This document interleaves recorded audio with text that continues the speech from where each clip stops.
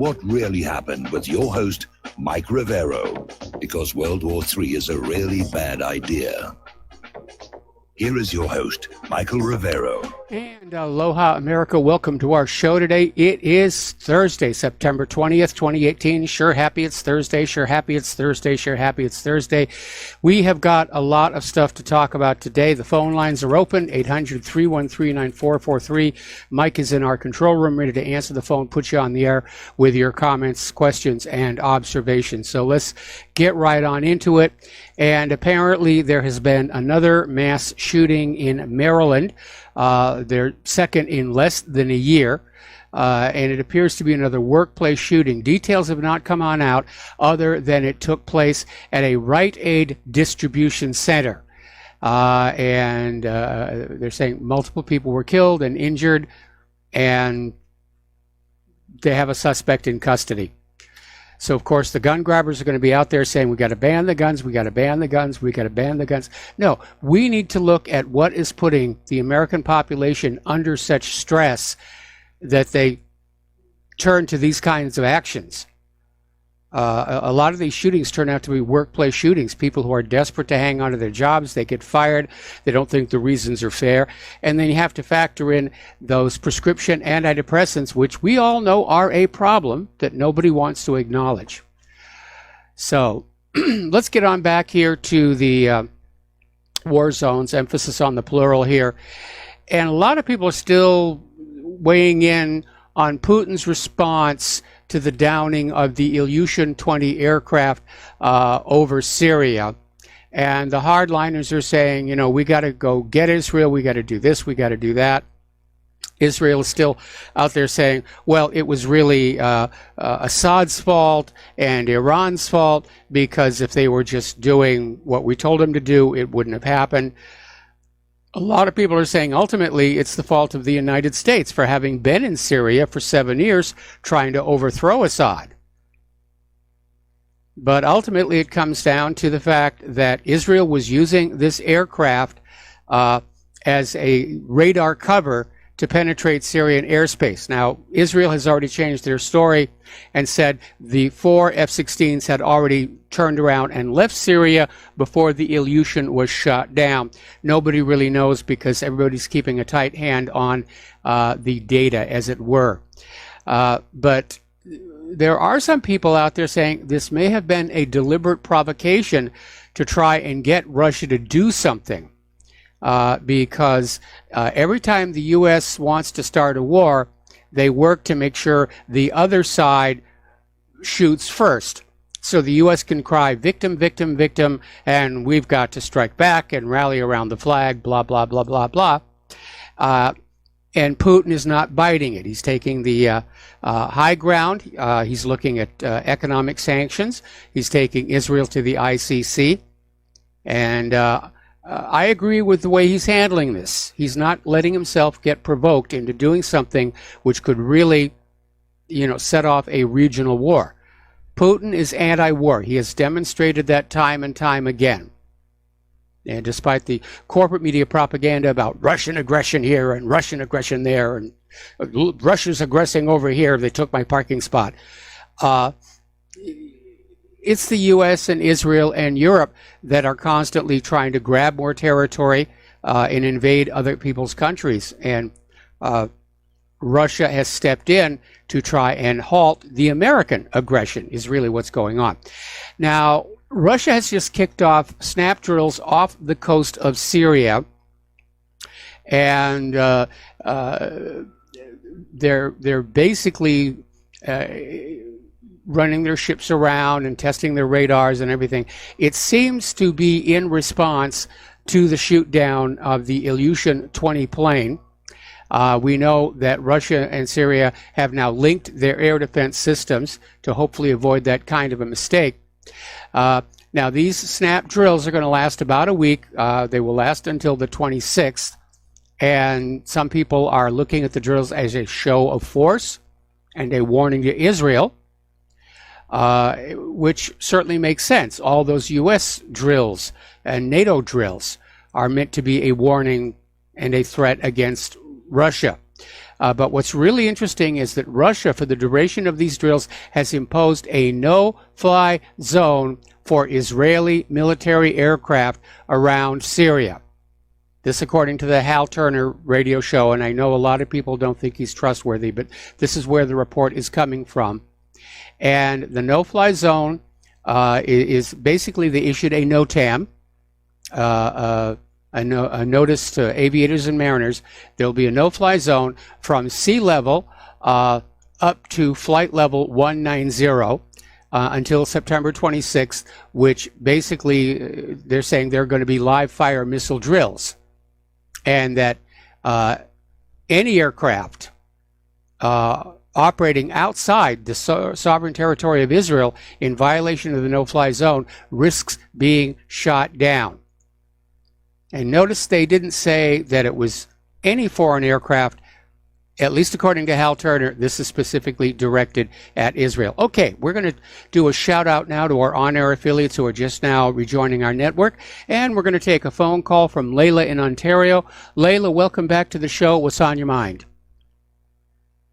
Aloha, Mike. I'd like to just ask you if you think that Israel is acting on its own or whether there are players behind it other than the U.S.? Well, I think the entire coalition was involved in that attack on Friday. It's been confirmed that at least one French frigate was launching missiles into Syria. And from the sheer number of missiles involved, it had to be more than just one ship. It certainly was more than just the 4 Israeli aircraft. So I would say that probably a lot of those ships out there in that fleet were launching missiles. What about England? Are they in any way involved, do you think, or are they pulling the strings behind the scenes? I mean, obviously I have a bias against England. It's a visceral thing with me. And it's my belief that Israel was created with England's help in order to allow England to continue to control its colonies through the Suez Canal to have access to them. As you know, they also dominated Egypt and Lord Moyne. And when the Zionists finally took over Palestine, and the British sent the Scottish Highland Regiment to be the primary police of the Palestinians to subdue them and assist the Zionists, they drove out the British, the English, primarily, I think, well, the British, because the Scots were involved. They drove them out because they knew that England had only put them there as a puppet regime, whereas Israel actually wanted to dominate the region. Yes. So there was, this is just my hypothesis, that there was a rivalry between the two. And that is why Israel today, or many of the Zionist people that I know, still condemn the British for not letting them have Jordan as well. But I was remembering why I have such a distaste for the word Great Britain, because if you look at the lyrics of Rule Britannia, they're utterly offensive. Rule Britannia, rule the waves. Britons never, never, never shall be slaves.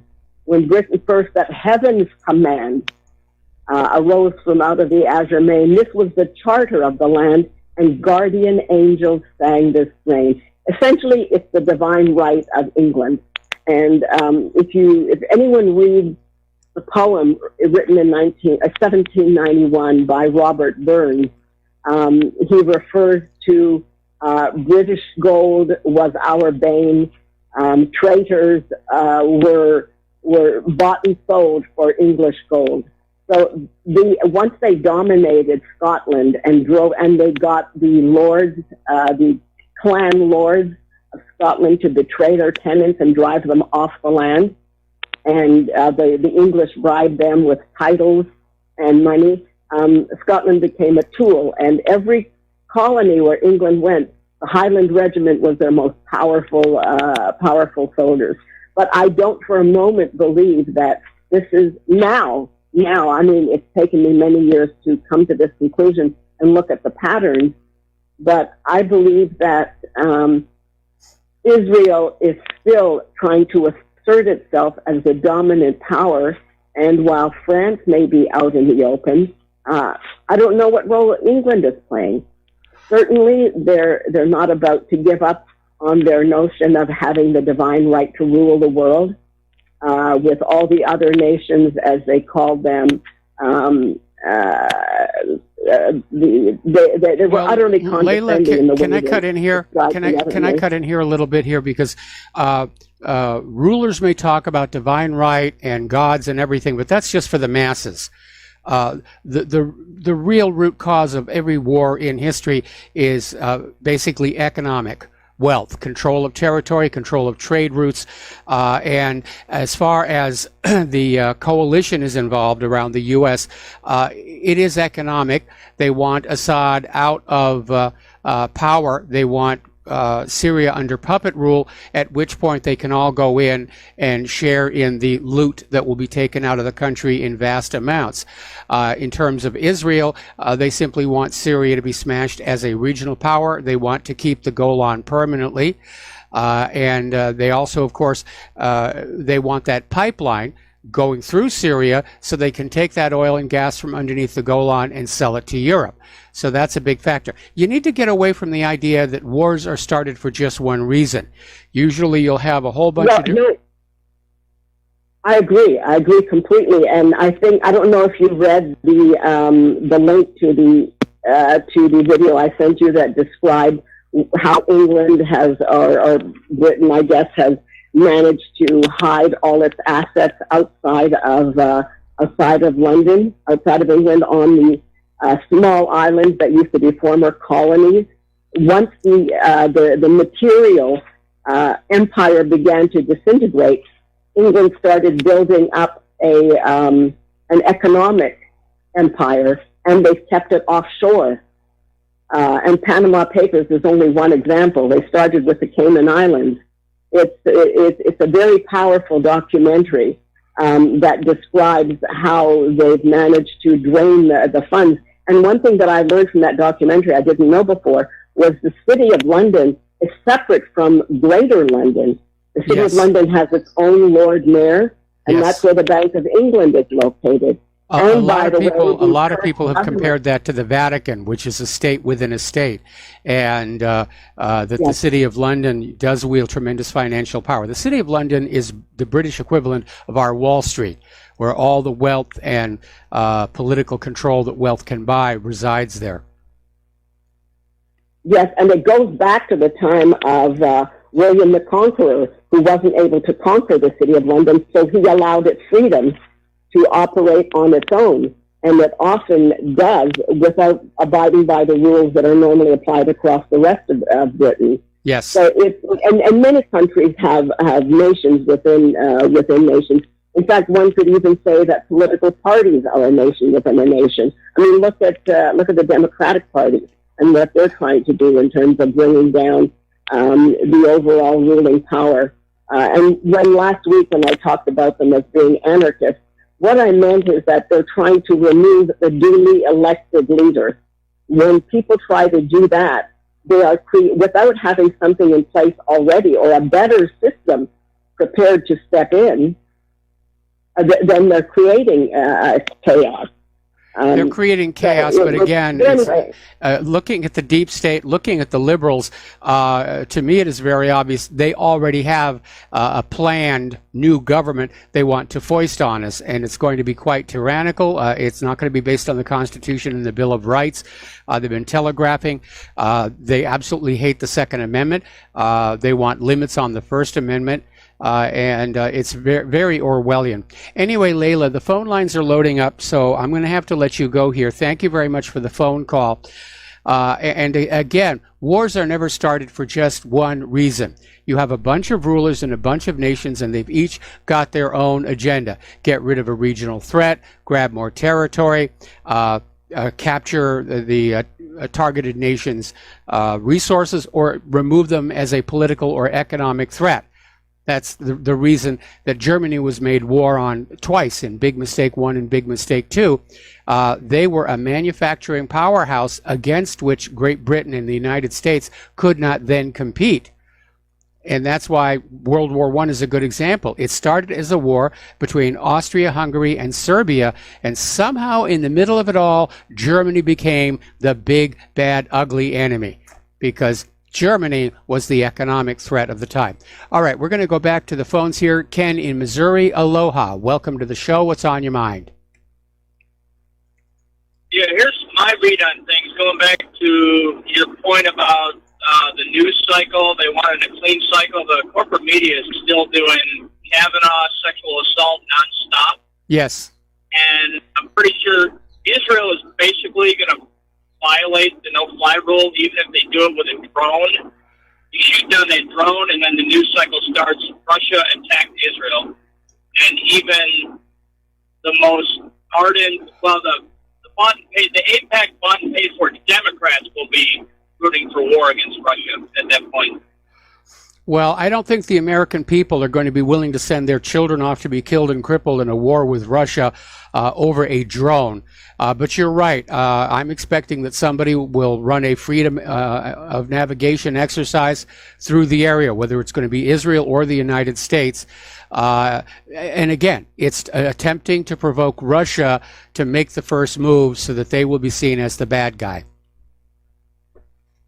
But, I mean, could you imagine the headline, Russia attacks Israel? Could you just imagine that with what's been going on for the last 2 years? I mean, that would just, every Christian church in America would just rise up and go, this is Bible prophecy, this is Ezekiel 38.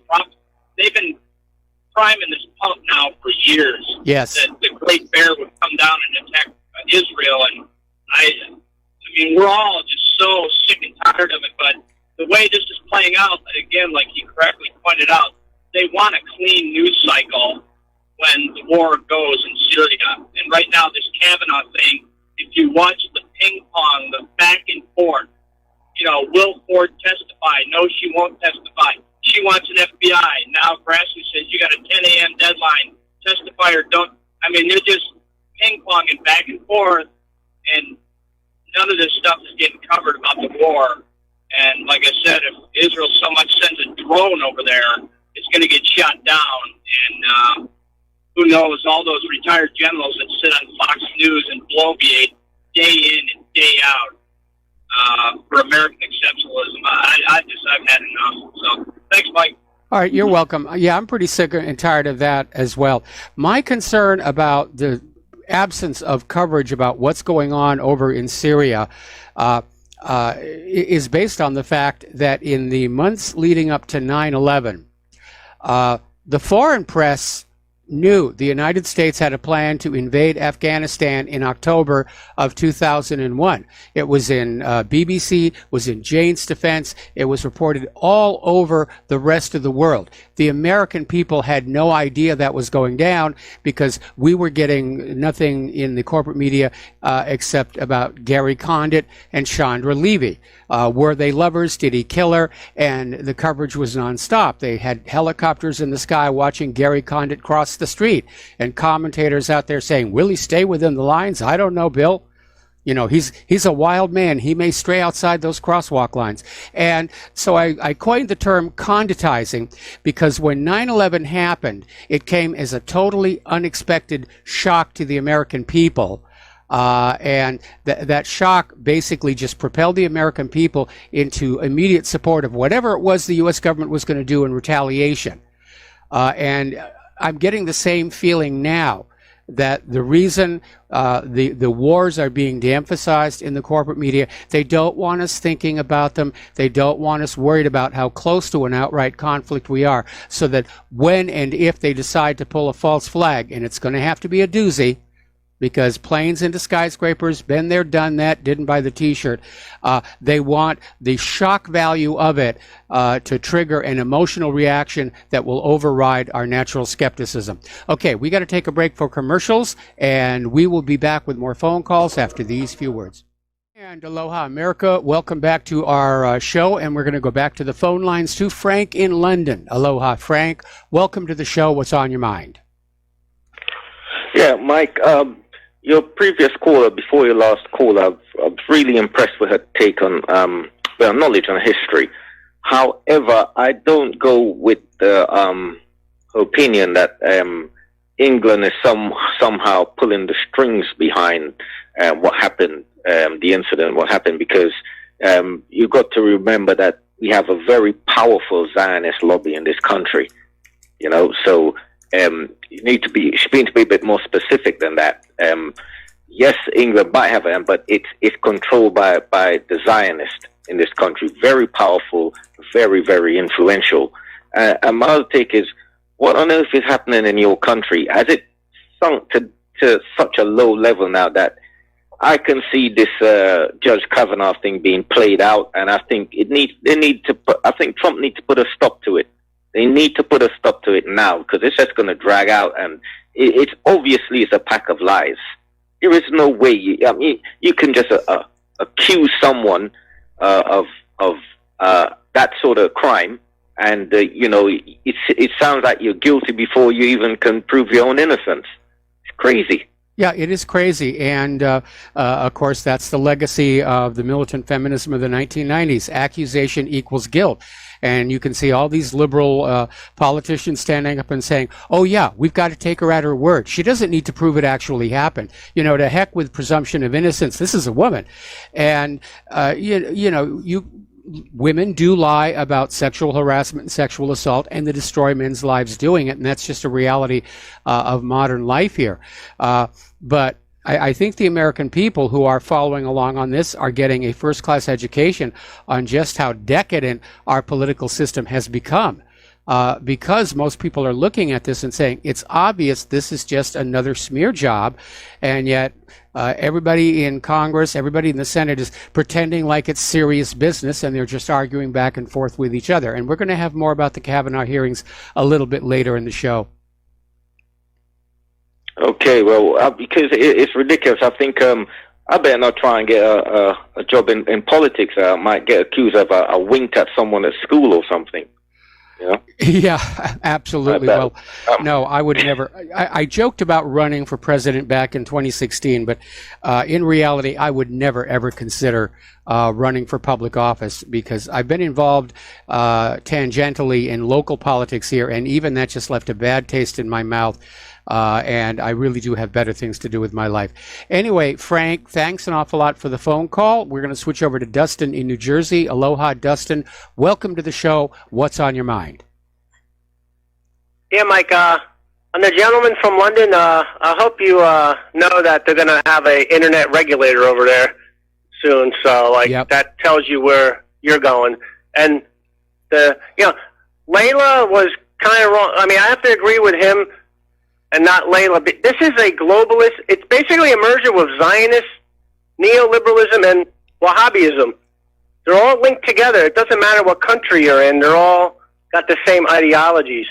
You know, Britain, France, United States, Canada, we all see the same playbook, right? Yes. So they're all linked together. That's the problem. Sweden, the West. And throw in some Middle East countries and Israel, obviously. Hey, Mike, I don't know if you're aware of this, but the Slava class ship, the Moskva, is in the Med, and that has 16 Vulcan anti-ship missiles, and I don't know if you know this, it has 64 S-300F missile, 8 times 8. It's got 64 missiles on there. That's a packing a punch, that ship. Yes. I think this is not going to happen. Mike, if this happens again with something with Russia, Putin will have to respond, because from what I'm hearing, there's people in the Ministry of Defense and the Kremlin that wanted him to do more. He did what he should have done, extend this drill, extending the range of this no-fly zone, basically, right? I think that's exactly what he should have done. I don't know if you agree with me or... Yeah, I do. I think Putin is trying to keep the situation from escalating, even though in his heart of heart, he has to know that's exactly where Israel and the United States are taking it. And at some point, Putin is going to have to just accept that war with the West is inevitable. And I think everybody's just choosing sides and getting ready for what everybody seems to know is coming, and nobody seems willing to stop. Yeah, because like I said, if this happens again, yeah, I mean, the chess piece is already moving into play. Hey, Mike, I don't know if you heard this rumor. Did the French ship actually launch missiles? Because there was a rumor that maybe there was a Dolphin-class sub that did the launching by the French ship as cover, you know? That's a rumor. I mean, I don't know if it's true or not, but I don't think is it possible? I don't think the Dolphin-class submarine can launch a Tomahawk cruise missile. They have their own, which is called the Popeye, which potentially can carry a nuclear warhead. But no, I think we've been seeing the United States telegraph escalation, escalation, escalation for weeks. Friday was it. And it was time to derail this deal that Turkey and Russia had made to avoid going into Idlib. Anyway, Dustin, do you have more or do you want to hang up? Oh, that's it. All right. Thanks for the phone call. We've got to take a break for commercials. We'll be right back. And aloha, America. Welcome back to our show. Now, in a sign of even more escalation in the Eastern Mediterranean, the USS carrier Harry Truman and its support group have now entered the Mediterranean. They transited the Straits of Gibraltar. This is according to the press service of the United States Navy. The official announcement is the Truman is there to support NATO allies against Russian aggression. But basically, it's more firepower coming in to smash Syria with. And I understand that Russia is, in fact, under the cover of this no-fly zone. They're flying in additional S-300 missiles to Syria because apparently one of the targets that was struck during the Israeli attack, French attack, U.S. attack on Syria Friday was a cargo plane sitting on the runway at the Damascus airport, and Israel is claiming it was carrying Iranian weapons. No proof, of course, but if it was, then Iran needs to realize they've got a mole. They've got a spy that they've been find right now. But I imagine that Putin is going to use the next 6 days of the declared no-fly zone to rearm Syria and try and get weapons parity down there to try and discourage any more attacks here. Meanwhile, the Russian military police and representatives for the Russian Reconciliation Center for the opposing sides in Syria are jointly patrolling the liberated communities in Quneitra province and the demilitarized zone. They're keeping the peace along that border between Syria and Israel, meaning the northern part of the Golan Heights. And Israel is making a big stink that they absolutely would not allow Syrian forces or Iranian forces anywhere near that border, which may have been intended as a pretext to create a new buffer zone, because that's a tactic Israel will use. Oh, we have to invade. We have to create a security buffer zone of 10 miles or so.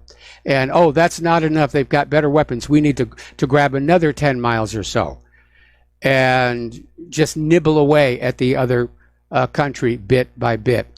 Over in Afrin, thousands of people are demonstrating against the Turkish military presence.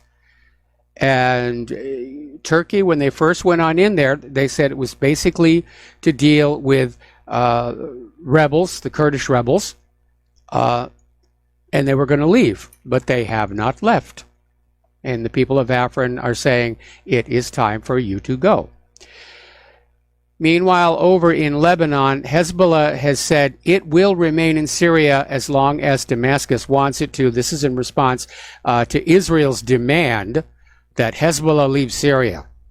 And it's rather revealing about Israel's arrogance that they're sitting inside Israel and demanding other countries leave Syria.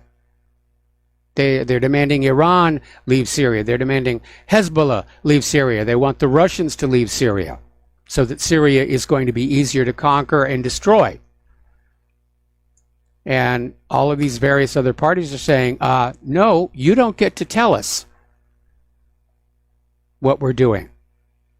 We're here at the invitation of the government of Syria, the legitimate government of Syria, and we're going to stay here. And I'm sure that's probably a major reason why the U.S. has gone back to simply saying, we're going to get rid of Assad. We're going to tear out the legitimate government of Syria, as we have done to so many other countries, and we're going to put in a new puppet ruler who will immediately demand that Hezbollah, Iran, and Russia get the heck out of Dodge. Over in Iran, they have built a new launch site for the S-300 strategic surface-to-air missile system at Mashhad Airport in the northeast of the country. This is coming out of satellite imagery. And apparently construction began on this back in May. And it's almost identical to the S-300 base at Tehran's Marabad International Airport. But it has pads for only 2 launchers instead of the usual 4. Now, the U.S. is back to saying that they want to negotiate a new treaty with Iran. In other words, we have all but ruined your economy and will back off if you do what we tell you. And of course, the treaty is not just the nuclear issue, it's the long-range ballistic missiles. And they've thrown in a new one, Iran's regional behavior. How dare you go into Syria just because they asked you to? Now, Iran continues to reject U.S. attempts to negotiate a new treaty since Donald Trump tore up the nuclear deal between Tehran and the U.S. But Tehran is still in compliance with that deal, and the rest of the signatories are still signaling they wish the deal to go forward. It was working. Iran had stopped enrichment. Iran was letting other countries build their fuel rods. And there was never any evidence that Iran was seeking nuclear weapons. It was just another big lie like Saddam's nuclear weapons.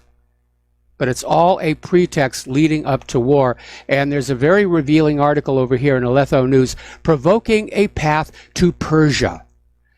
And they're talking about another think tank, the Saban Center for Middle East Policy, which recently came out with a policy paper, Which Path to Persia? Options for a New American Strategy Towards Iran. And it reminds a lot of people of a document put out by the Project for the New American Century, Rebuilding America's Defenses. And the authors noted in this new Which Path to Persia document, it seems highly unlikely that the United States would mount an invasion without any provocation or other buildup.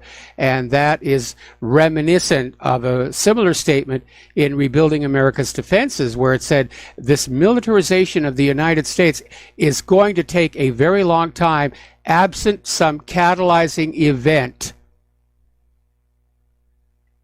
which is where they signaled there was going to be a big bang, a new Pearl Harbor, to get Americans on board with spending all of our money on bombs, bullets, and bandages.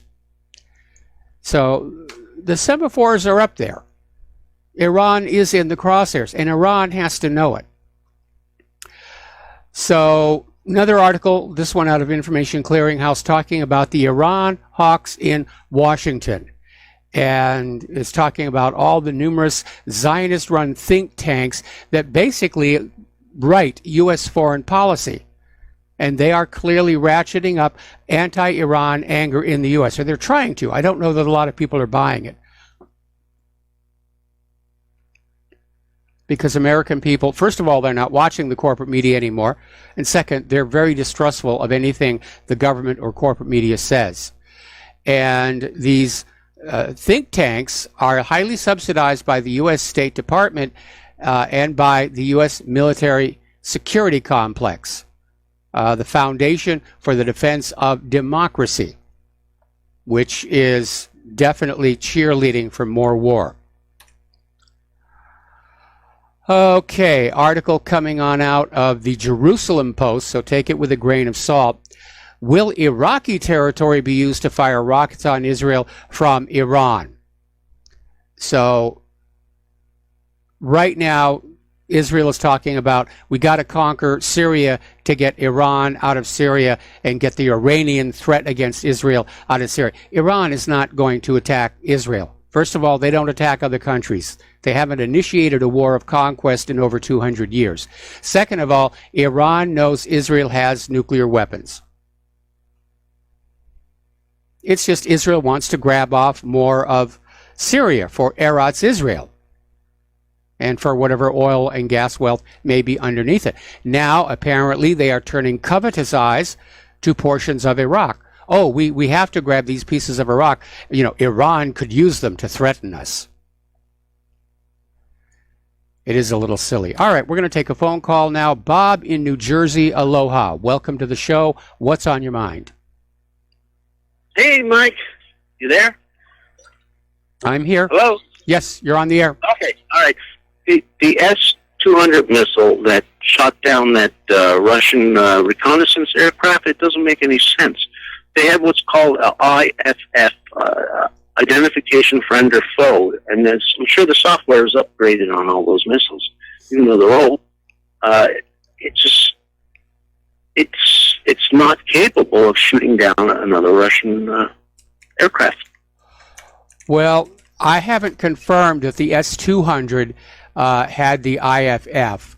In fact, I'm looking at a technical description of it right now, and I'm not seeing it here. Let me just scroll on down. It's entirely possible. No, it does. As a matter of fact, it does. It does have IFF. So maybe the IFF was being jammed, or it may be the fact that the Syrians that were firing the missile weren't linked into the Russian air defense system and did not get the identifier for that airplane.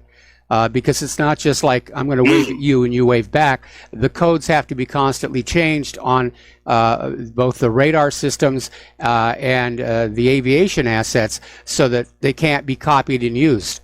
And it may be that it could be there was a wrong code on it. Well, it just seems strange that a radio reconnaissance aircraft with all the bells and whistles wouldn't identify itself as a friend. Well, again, if they had one IFF code and the Syrian S-200 radar system was looking for a different code, there would be an issue there.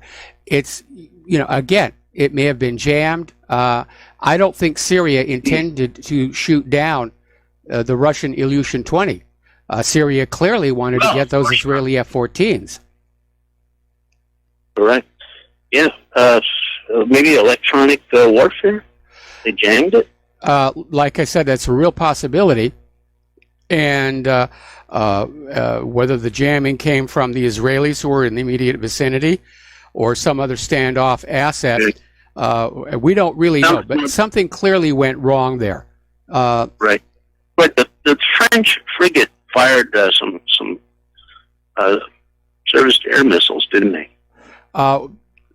My understanding is the French frigate fired surface-to-surface missiles. They fired cruise missiles that were targeted on like an ammunition warehouse. All right. Yeah. They wouldn't have targeted an aircraft. Okay. Yeah, they were too far out. Remember, they're on the far side of that Russian fleet. Yeah, something just doesn't make sense here. I think everybody's feeling something that isn't right with this. Well, it could have been done deliberately. It could have been that the Israelis did shoot the plane down, and Putin came up with a story about an accidental shoot down in order to not be goaded into a conflict. I mean, remember when John F. Kennedy was assassinated? The planted evidence all pointed to a Cuban plot to get the American people on board with another invasion of Cuba. But President Johnson knew about the secret warning that Khrushchev and Kennedy had shared at the end of the Cuban Missile Crisis. At the next time there was a U.S. invasion of Cuba, the Soviet Union would launch a nuclear attack. period, end of discussion. And so Right. Johnson basically reworked the story and dumped it all on crazed lone nut assassin Lee Harvey Oswald. Yeah. Okay. All right. I just thought I'd share that with you. I love All your right. show. Thank you. Yeah, right. we have confirmed the S200 system does have integrated IFF, and so something went wrong. They didn't have the right codes, or the signals were being jammed by somebody. Over in Germany, Germany had, in response to human rights activists, made a promise that they were going to stop selling weapons to Saudi Arabia for use in Yemen. And like so many other countries, Germany has now reneged on that promise. And Economy Minister has greenlit a new round of artillery systems for sale to the Saudis. And the systems are designed for precise counterattack and are clearly being bought explicitly for use in Yemen. Yet the Merkel government, as part of its coalition deal, announced a full export ban to any sides fighting in Yemen, including the Saudis. So they're saying one thing and they're doing something else. And Yemen is going to be a disaster. I do think the Houthis ultimately are going to use. I admire their courage for fighting on like this. But once Hodeidah is taken, I think the writing is definitely going to be on the wall. And human rights activists and organizations are saying there are now 5.2 million Yemenite children who are starving right now. And it's being done deliberately. And that is a war crime here. Okay, Montenegro is going to join the NATO Baltic Battle Group in Latvia.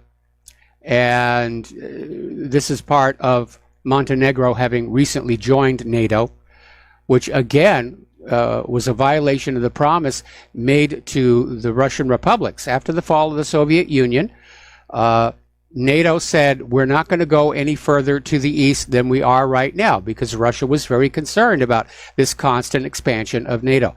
And NATO just went ahead and did it anyway. So Montenegro is now caught up with that. Britain's Defense Secretary Gavin is basically saying Russia should shut up. I guess he's taking lessons from Macy Hirono. And he's toured Ukraine and the eastern part of the country, where Ukrainian officials are saying this is the front line in a war against Russian aggression. And no, it is not, because Russia has not crossed the Ukrainian border into the eastern Ukrainian republics, who are fighting a war of secession. But the corporate media and officialdom, they're going to keep up that drumbeat. Russian aggression, Russian aggression, Russian aggression. And frankly, it's boring. We got to take another break for commercials, and we'll be right back after these few words. And aloha, America. Welcome back to our show here, and we're still talking about the increasing tensions in all of these flashpoints around the world.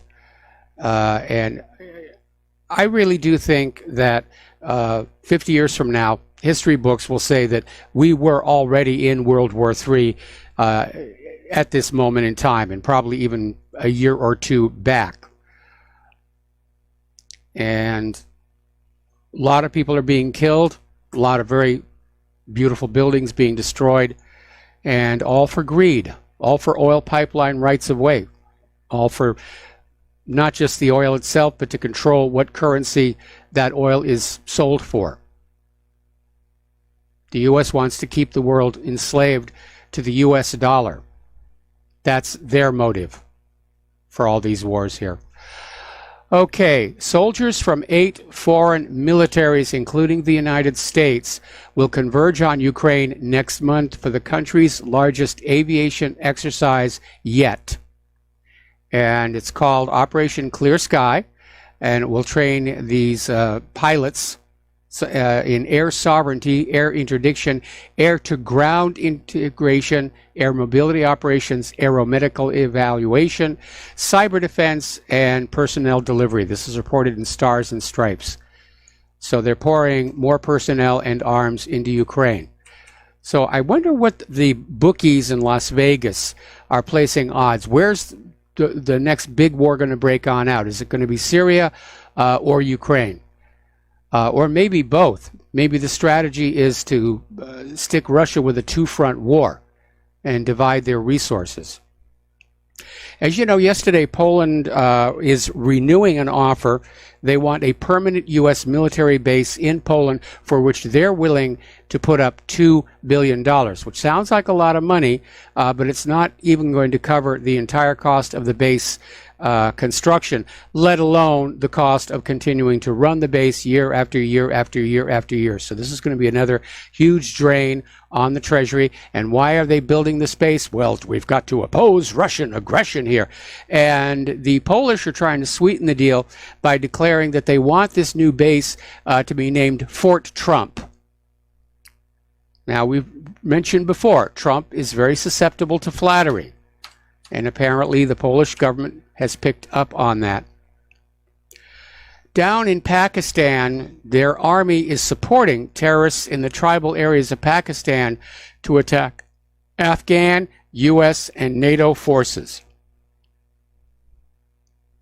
So that's heating up there, and Pakistan and China are looking to strengthen bilateral military ties. Everybody's choosing sides for the coming conflagration. We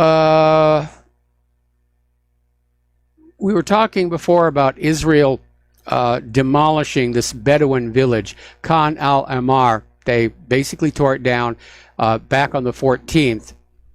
And people are looking at the location and say, this is all about building a corridor. We'll talk about this after station identification. We'll be right back. And aloha, America. Welcome back to our show, hour number 2. The phone lines are open, 800-313-9443. And we were talking before the break here about Israel's demolition of Khan al-Ahmar back on the 14th. And part of it is, it's out there in East Jerusalem, which is supposed to be Palestinian territory. And if you look at its strategic location, it's clear this is another step in Israel's plan of simply breaking up Palestinian land into small, isolated islands so there can never be a contiguous Palestinian state. And apparently this village is also the last obstacle facing the E1 zone project, which is an Israeli plan that wants to link the illegal Jewish colonies in occupied East Jerusalem with West Jerusalem. This would cut off East Jerusalem completely from its Palestinian environs in the West Bank. So bit by bit by bit, Israel is just stealing other people's land. Apparently, there were riots on Yom Kippur, which was yesterday. 2 Palestinians were killed, 46 wounded by the IDF fire in the northern Gaza Strip. And again, I admire the courage of the Gazans. They just keep going up to that fence to peacefully protest and demand their right of return, and Israel just keeps shooting them down here. Now, there's a new report by Palestinian prisoners' rights group Adamir that claims Israeli officials routinely carry out torture at a key interrogation facility right smack in the middle of occupied East Jerusalem. And the report, which is titled, "I've Been There, A Study of Torture and Inhumane Treatment in Al-Moskabaya Interrogation Center," is based on the testimony of 138 individuals held in the Russian compound of Jerusalem during the period of 2015 to 2017. So remember that statement Israel made the other day declaring that they have a right to basically ignore international law? They're certainly behaving like it. Now, this part is getting a little bit scary. apparently over in the Trump administration, their top civil rights enforcer at the U.S. Department of Education, Kenneth Marcus, literally is saying he wants college students prosecuted for Israel protests. And apparently Marcus was captured on camera during a September 2016 meeting with an undercover reporter working on Al Jazeera's documentary about the U.S.-Israel lobby. And by the way, the third segment has been, I'm sorry, I was confusing that with Project Veritas. That documentary is getting leaked out bit by bit by bit. But basically, at the time, Marcus was director of the Louis D. Brandeis Center for Human Rights Under Law, which is an Israel lobbying group unaffiliated with Brandeis University. And the Brandeis Center specializes in lawfare, the use of legal proceedings to harass and silence Israel's critics. They don't care if they win or lose the lawsuits. They just want to bankrupt the critics, to silence them. So now this guy is in the Department of Education, and he wants students prosecuted for supporting Palestine or criticizing Israel. Somebody's going to have to take this up to the Supreme Court, and that may be another reason why there's so much opposition to Kavanaugh, because despite his loose interpretation of the Fourth Amendment, he has certainly shown himself throughout his career to be a champion of the First Amendment. And if the Democrats can swing that Supreme Court back liberal, they might be able to actually get their Israel exception to the First Amendment. But it's censorship. There's no other word for it. We have elements of the United States government ignoring the First Amendment right to freedom of speech in service to a foreign master. And that really should wake people up. So Israel is now publicizing the discovery of a red heifer, the first one born in Israel in 2,000 years, which is funny because I thought there was one that was born about 15 years ago, but I guess that one didn't qualify. And the red heifer is significant both to Jewish and Christian fundamentalists. And the legend is, the myth is, once a red heifer is born, they will be able to rebuild the third temple on the Temple Mount in Jerusalem, which means, of course, they're going to have to tear down what stands there at the moment, the Dome of the Rock. That's not going to go down well. I read about all this stuff here, and it reminds me of this movie, The Kingdom of Heaven. And it really is a very well-made movie, and if you get a chance to see it, you really should.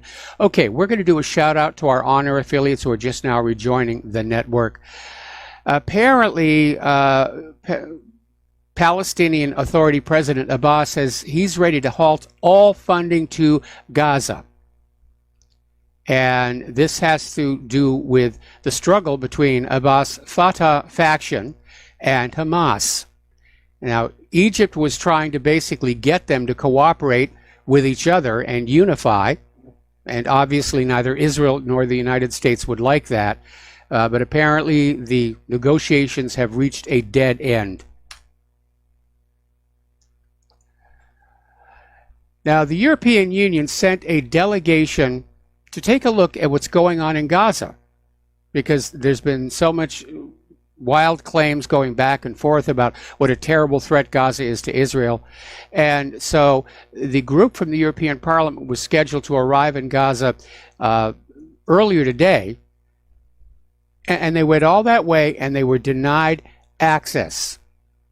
And the delegates said they wanted to monitor the humanitarian situation caused by a decade of blockade there during a 3-day mission. And so after being barred from entering the enclave, the head of the delegation basically said that Israel's actions in Gaza, as far as they can tell, do constitute war crimes. Okay.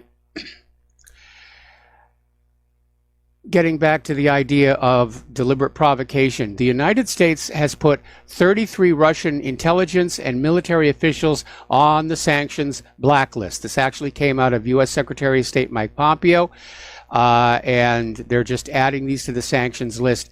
And apparently, Washington is imposing new sanctions on a Chinese military unit over the fact that they purchased Russian jets and missiles. And those Chinese sanctions went into effect immediately. And it's this weaponization of sanctions and the use of them as a club that I think is destroying the image of the United States around the world. You know, how dare you buy weapons from Russia? You buy weapons from us. No, theirs are better and cheaper. That doesn't matter. We will sanction you. It's crazy. The whole world's going crazy right now. All right, let's take a phone call. Mark in North Carolina. Aloha. Welcome to the show. What's on your mind? Yeah, Mike. Oh, by the way, I was watching something. I was looking at RT before. They're actually, I don't know if you mentioned it, they're actually threatening to sanction China for buying weapons from Russia. Yeah. These people are crazy. Trump is nuts. But anyway, I just want to ask you something. What is it you think that has this kind of influence Israel has over the United States? I mean, this is really treason when you think about it. You know, obeying basically the orders of a foreign nation and catering to them, and even risking World War III to do it.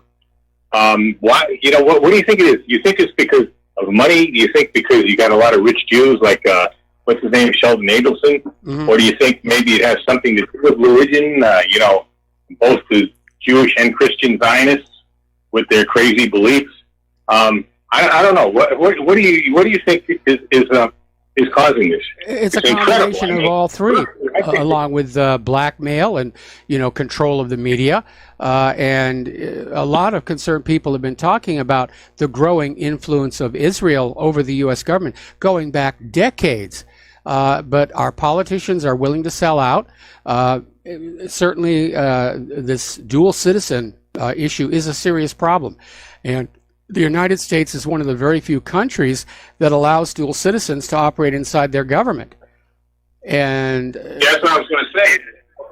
Really, dual citizen. If you're a dual citizen, you shouldn't be able to have any kind of a government job. I don't even think dual citizenships should be allowed. You're either an American citizen or get out. Period. Or certainly you don't have the rights of an American citizen.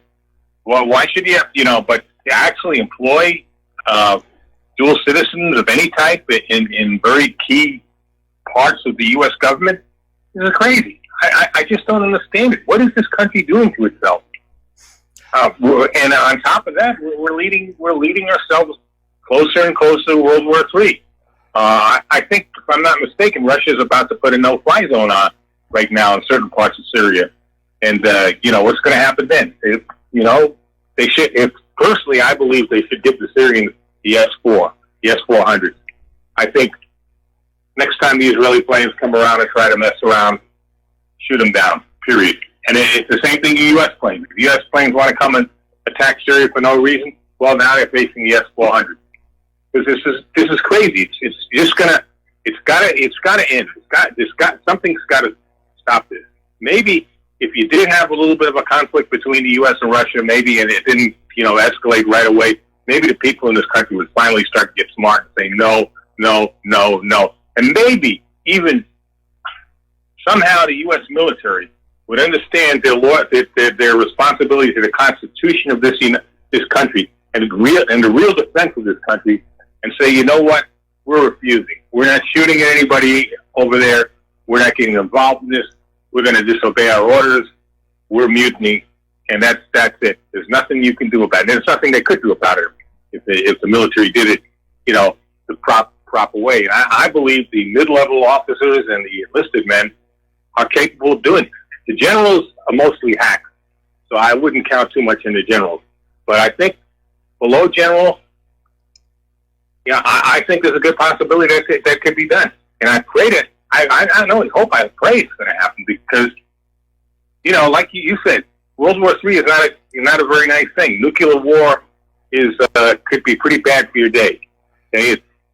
You talk about global warming, we'd really have our global warming by then. Yeah, we definitely would. We definitely would.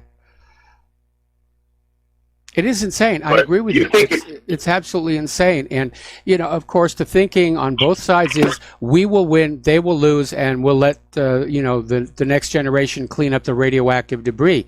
And they're willing to risk all of this because, they've got their bunkers. If this gets out of control, if they lose control of this and it does go nuclear, well, they'll say, oh, gosh darn, we blew that one, and they're off to their various bunkers. The White House staff goes to Mount Weather, Congress goes to the Greenbrier, the Supreme Court judges have their little place that's set up for them, and they'll just go down there and hunker down and just say, well, maybe we could have done something a little bit differently, but too late to worry about that now.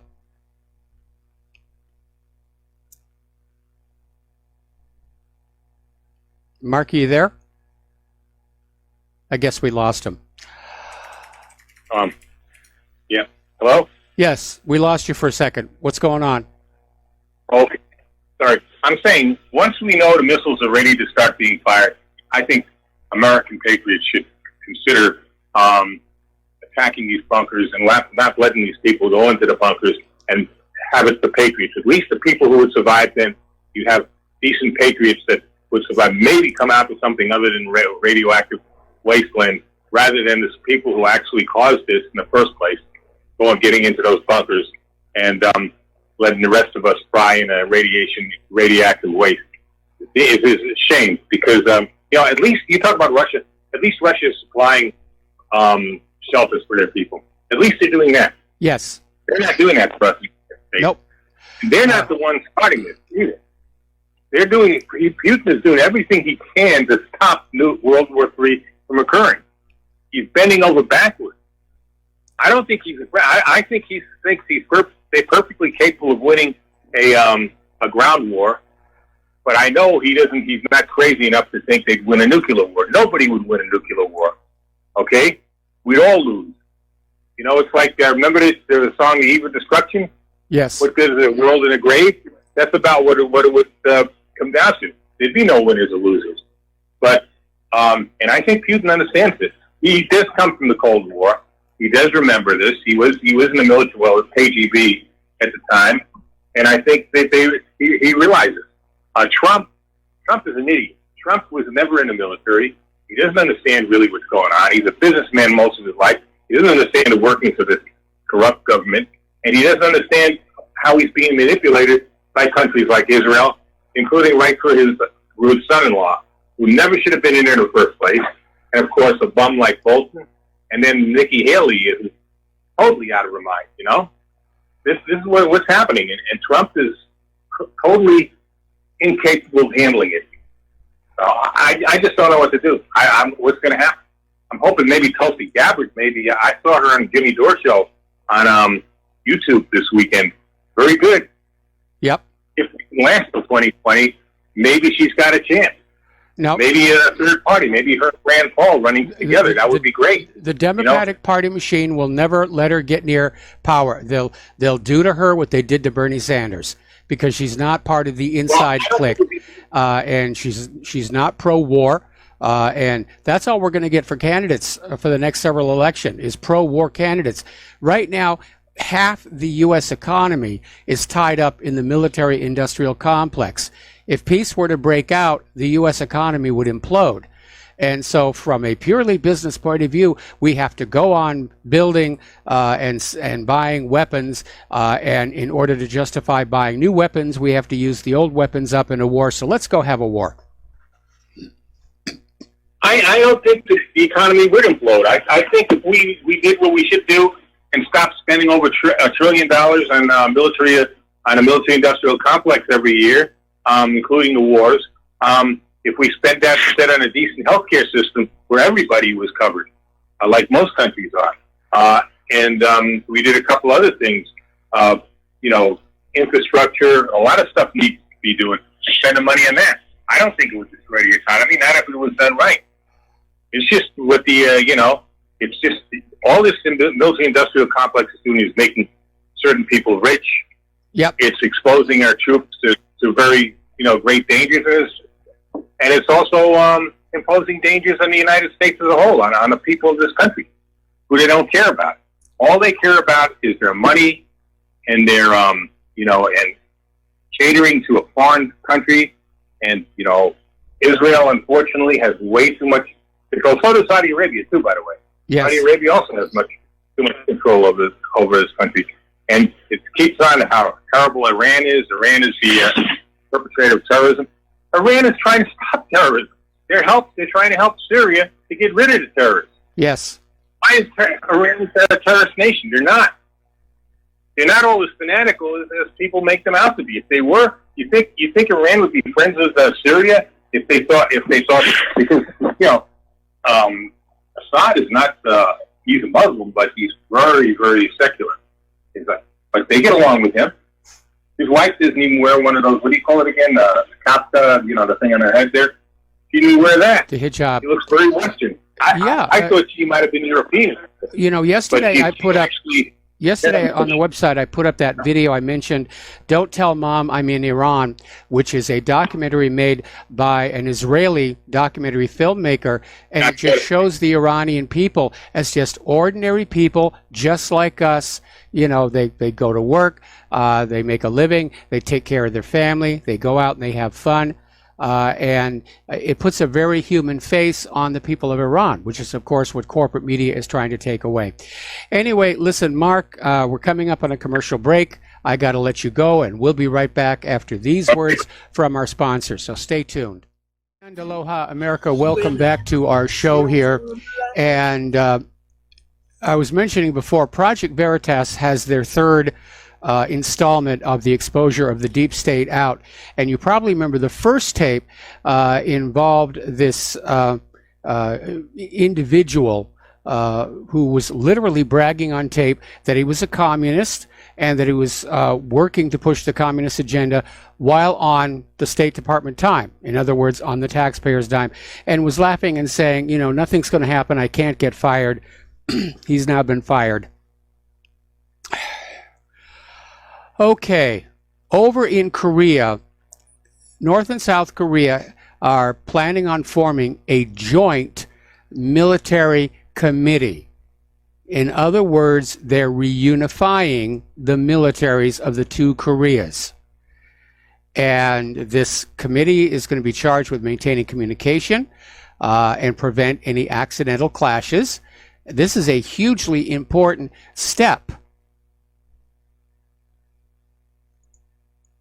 And to me, it's clear. Korea is going to reunify. They're not going to wait for the United States to declare an end to the war. They've all but ended it themselves. And apparently this third summit went really, really well and was topped off with a visit to Heaven Lake, which is a spiritually important lake in Korea. Moon Jae-in had always wanted to visit the lake and also Mount Pektu, which straddles the border between North Korea and China. And of course, because of all the tensions, he couldn't get there. It was a lifelong dream, and he got to do it. And there's a photo of him just literally bending down and scooping up some of the lake water in his hands. So that was a good moment here. Story coming on out of the BBC, the U.S. ready to restart negotiations with North Korea. Pardon me. U.S. Secretary of State Mike Pompeo says he's ready to restart negotiations with Pyongyang with the aim of denuclearizing North Korea by 2021. And North and South Korea are clearly reunifying. And as that proceeds, Kim Jong-un isn't going to need his weapons. He's already shut down another major missile launch site. Pompeo is struggling to look like he is still relevant to the process because North and South Korea are clearly leaving the United States behind in all of this. As reported yesterday, the U.S. is opposed to North and South Korea ending the war because that was a carrot that the United States wanted to hold out to get North Korea to do what they want. And I think the two Koreas can decide amongst themselves that the war is over because they were the original belligerents. Anyway, more about that Salisbury poisoning. And these last two, one of them is this very well-known lingerie model, Anna Shapiro, and she's Israeli of Russian descent. And they got sick at this restaurant. Everybody screamed, "Nerve agent." The authorities said, "No nerve agent." Then Anna Shapiro came back and said, "Well, it was rat poison. It was rat poison. Putin wants me dead." Because her father supposedly has ties to the Kremlin, which doesn't really make a lot of sense. It turns out that the lingerie model is married to a guy named Alex King, who once tricked Prince Charles into thinking he was an actor from the popular film The History Boys. So it's all, fun and games. Now, Alex King has been discharged from the Salisbury District Hospital. And he was previously assistant to an aristocratic prankster, self-styled Lord Edward Davenport, who wound up in prison for 8 years, involving a £4.5 million fraud. So you become a media star, and the things that you have done in your past, they will get dug out.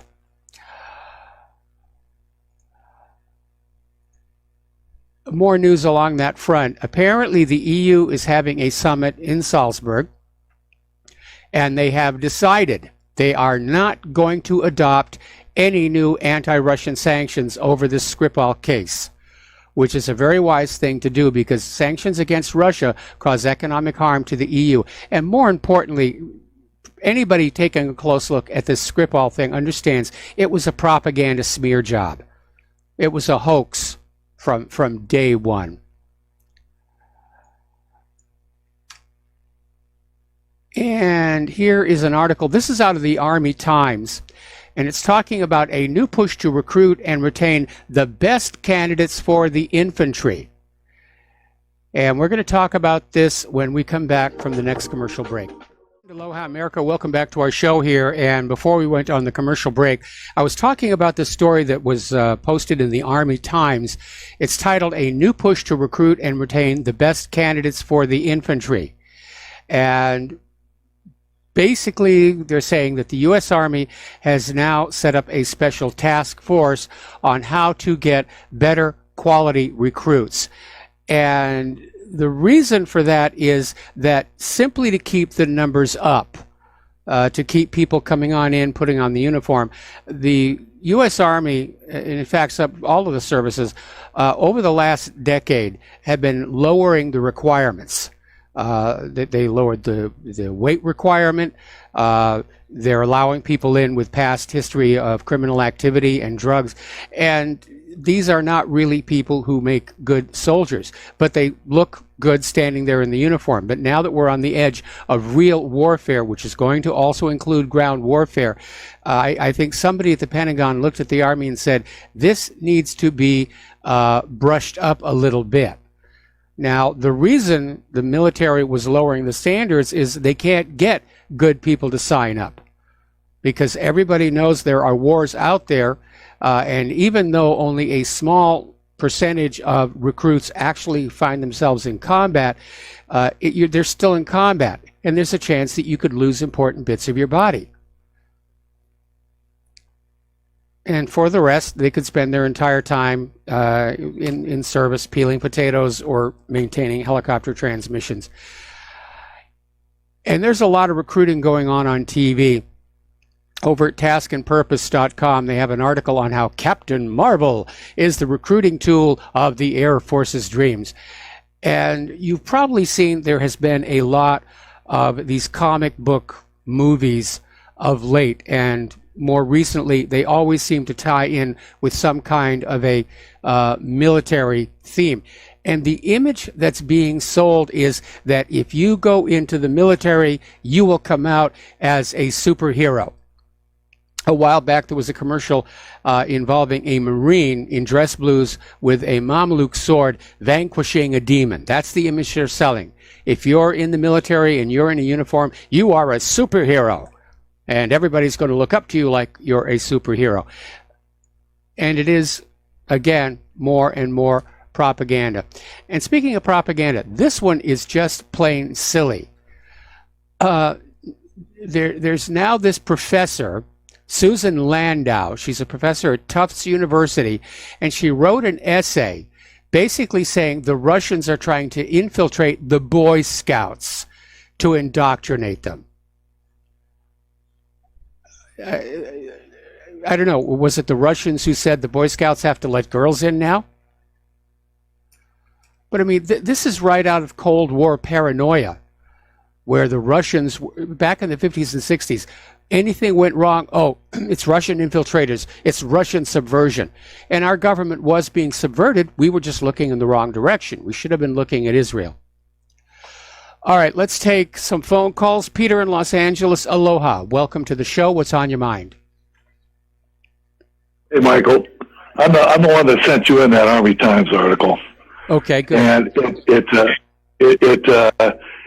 it caught my eye this morning because, you know, I spent a whole lot of time as an infantryman and a ranger and all that stuff. And the U.S. Army has had a problem going back actually to World War II, when there are four mental categories. You take an Armed Forces qualification test when you go in. It's an IQ test.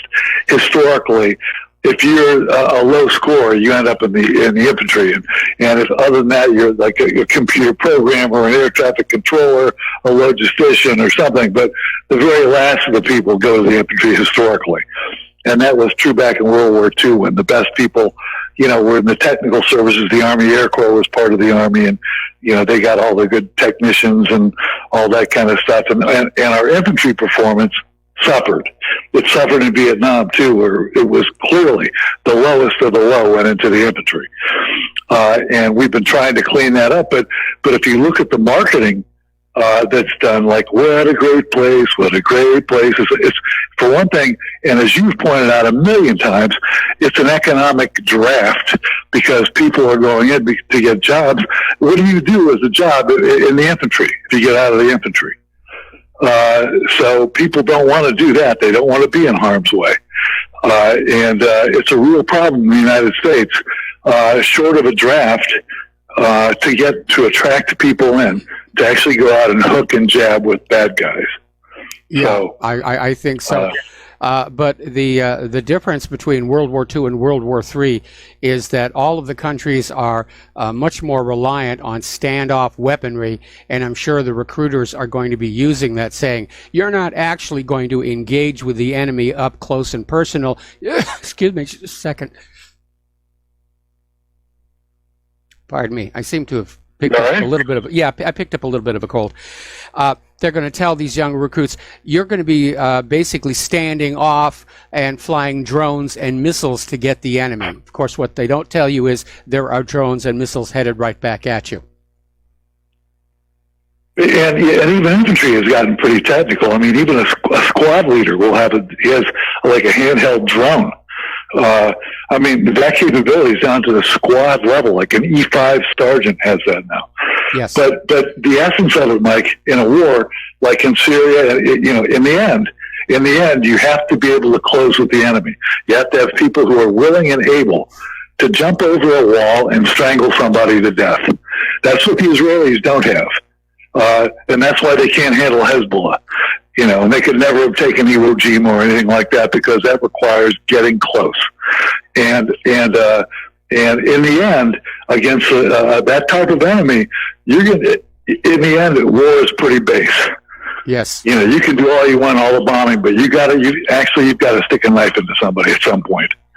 So it's, but anyway, we've historically had the lowest of our category people that have been in the infantry, and it's got to change. The Germans, by the way, always had the best, and it showed. You certainly wanted your unit commanders to have a high IQ because they were going to be more likely to spot trouble coming up from the front. as opposed to some dullard who's just sort of daydreaming away. Well, that's the problem Mike, is it not with the officers so much, because the gateway to promotion in the U.S. Army and the Marine Corps, you're not going to be chief of staff or commandant of the Marine Corps unless you're armed or infantry or some combat arms guy, artilleryman or something. So people get into the infantry because the West Pointers, everybody wants to branch infantry, right? And you're not going to get anywhere in the Marine Corps by being a freshwater specialist or something, Yes. So the officers are pretty motivated to get into the combat arms. It's the enlisted men who can join under contract and can pick their MOSs. And nobody in their right mind wants to be in the infantry. And I can understand it. I mean, I hate sleeping outside. To this day, I can't stand camping and sleeping in a ditch rolled up in a poncho and having somebody shoot at you. It's ridiculous. It is. But yeah, but that's the problem, Mike. That's the problem. Can I make one more point? Well, you had Mark called in and made some great points, and Leila called in about Britain. The reason why, when we went into Libya, I don't know if you knew this, the French did a lot of the heavy lifting when we went to Libya. Even though the United States flew something like 20,000 sorties, the French did even more. It was because the French APAC basically got them in. Macron and all these guys, got them in. Britain, you know what's going on with Corbyn and everything else. They're absolutely run by their Israeli fifth column. Even the Russians have to put up with it.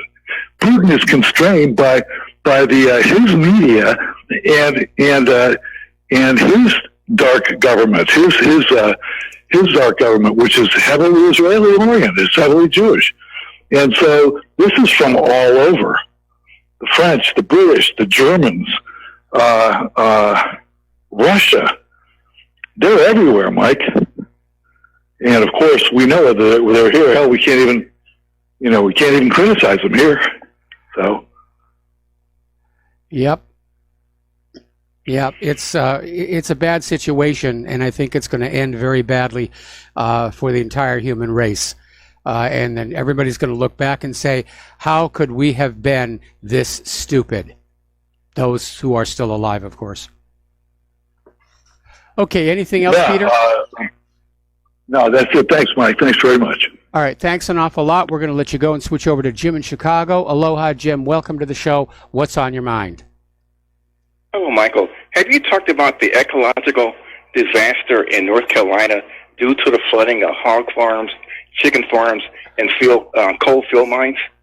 We talked about it back when the storm was first approaching the coastline. And it's not just the farms and everything. It's waste dumps, chemical processing plants. So far, we have not heard anything bad coming out of those nuclear reactors. But yeah, it's a major storm. It is a disaster, a natural disaster. And bad things follow natural disasters. Yeah, I was reading this morning where they're concerned about, different diseases, including cholera, and I was really shocked to hear that. Yeah, it's a real possibility. I'm not familiar with how the water systems are being run in the Carolinas, but yeah, if that contaminated farm water gets into the freshwater source and can't be taken out by processing, yeah, we could be looking at cholera there in the Carolinas. Right. And a final thing, did you read where the Germans are pulling Volkswagen out of Iran? No, the only thing I read is that next year they're going to stop making the updated Beetle.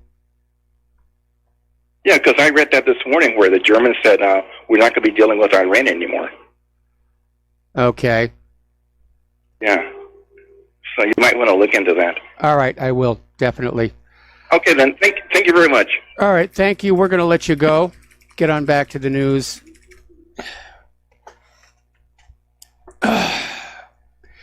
Getting on back to war and death, grief, and sorrow. Air Force Secretary Heather Wilson is calling for a 24% increase in squadrons in order to prepare for war against a major power. She made this announcement Monday and basically listed China or Russia as the area of concern. So more money, just more money. And so under the expansion plan outlined by Wilson, the Air Force needs to grow by 74 additional squadrons by 2030. She said the number was based on internal reports using intelligence estimates of what the service would need as far as manpower to be victorious in the next conflict. So, anyway. Another little article here, this one coming out of Military Times. The next war might include mind-controlled drones.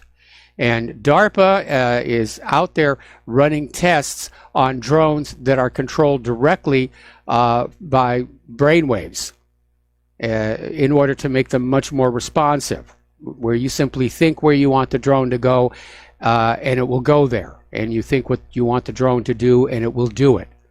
So you take out that little tiny lag of having to move a controller, push a button.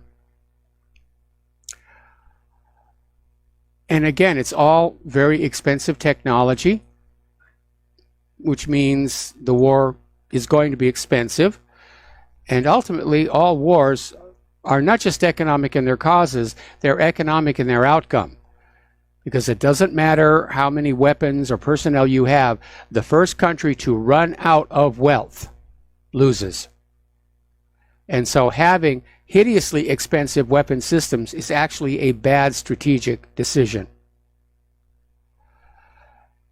Story coming out of FortRuss.com. Excuse me a second. Story coming out of Fort Russ.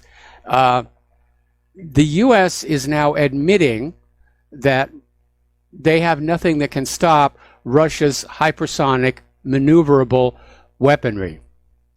And the American Anti-Missile Defense Agency is saying the current American interceptors are unable to deal with the maneuverable hypersonic missiles of their enemies. So what's the solution? Oh, we got to give them more money. We need to get them new interceptors. Money, money, money, money, money, money, money, money. Eisenhower did warn us, and boy, it's amazing how prophetic he was. So let's talk about our domestic political situation, and let's start with this whole Brett Kavanaugh circus. Story out of the Political Insider, basically saying if Christine Blasey Ford doesn't testify, Brett Kavanaugh will be confirmed. Now, Grassley set a 10 a.m.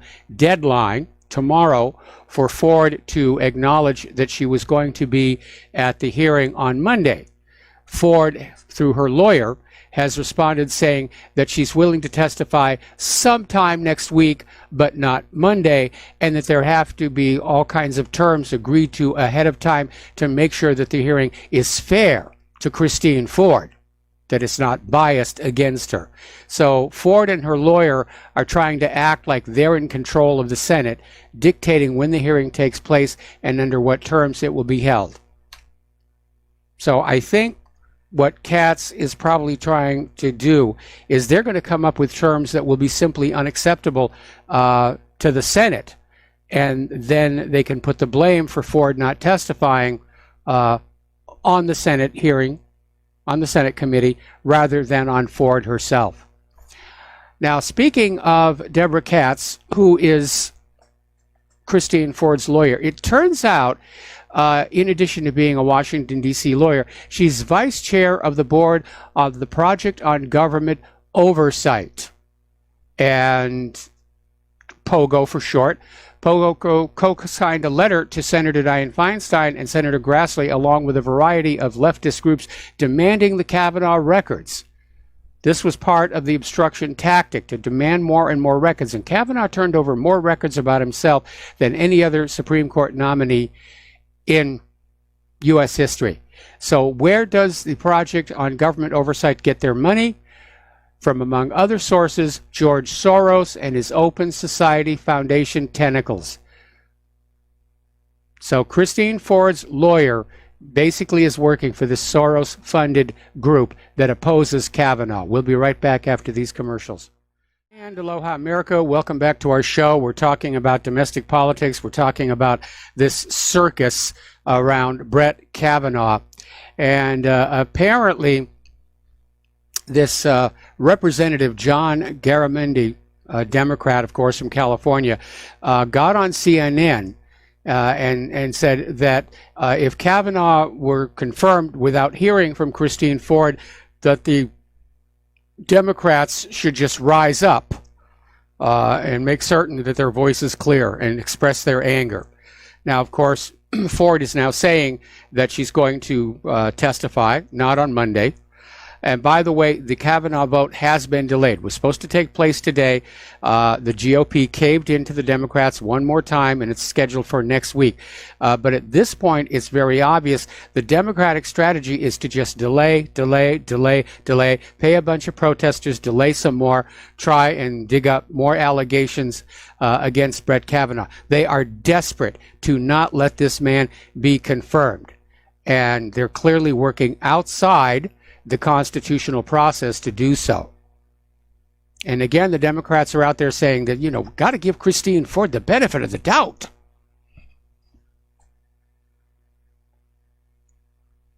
No, we don't. Again, our nation is founded on proof of guilt beyond a reasonable doubt, and an allegation is not proof. Now, Grassley has demanded that Dianne Feinstein turn over the unredacted letter from Christine Ford.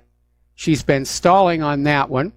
What she let on out had been heavily redacted. And Feinstein is already saying, no, we're keeping this letter. You have to make do with the redacted one. Okay. In all of this talk about an FBI investigation into Kavanaugh over this 36-year-old allegation of attempted rape, Juanita Broderick has basically stepped up and said, I never got an FBI investigation when I accused Bill Clinton of actually raping me. She's making a valid point there. All right, let's take a phone call here from Lenny in California. Aloha, Lenny. Welcome to the show. What's on your mind? I'd like to get back to the Russian shoot down. You were talking to someone earlier about it being Syria's fault. But what I find interesting is that the narrative was already prepared by the Israelis and the Americans as to the fact that they said Syria shot the plane down. But what I find even more interesting, Mike, is that Syria hasn't even offered an apology to the Russians for shooting them down. Don't you find that? Okay, we need to back up a bit. Actually, the first person to publicly say that Syria had accidentally shot down the Ilyushin was Putin. And then basically the narrative developed from that, where these Israeli warplanes were trying to use the Ilyushin 20 as radar cover to sneak into Syria for the attack. And that's why, from Russia's point of view, this is all Israel's fault. Now, Israel is saying it's Syria's fault, it's Iran's fault, it's Assad's fault, blame everybody out there and try and guilt them into going along with the agenda. But again, I think it was a genuine friendly fire accident. I could be wrong. Anyway, listen, we got to take a break for station identification. There should be music playing. And we will be right back. Thank you for the phone call, Lenny. And aloha, America. Welcome back to our show, hour number 3. The phone lines are still open here. 800-313-9443. And we're talking about the Brett Kavanaugh confirmation. We're talking about Christine Ford. And we've been talking over the last few days about how she is well motivated to go after Brett Kavanaugh. First of all, Brett Kavanaugh's mother, also a judge, ruled against Christine Ford's parents in a foreclosure action. So there is probably some residual resentment there. Christine Ford herself is incredibly liberal, She was a fundraiser for Hillary Clinton. And now we're finding out that she was also working in the abortion pill industry. And she's tied to this abortion pill pharmaceutical company called Corcept Therapeutics. And they manufacture and market an abortion pill drug called mifepristone. In fact, I understand it's the only product they actually do make here. But Christine Ford is a co-author of at least 8 published scientific papers produced by the pharmaceutical giant to promote its pills. So now we have the issue of abortion industry profits as a motive for Christine Ford to have concocted this story.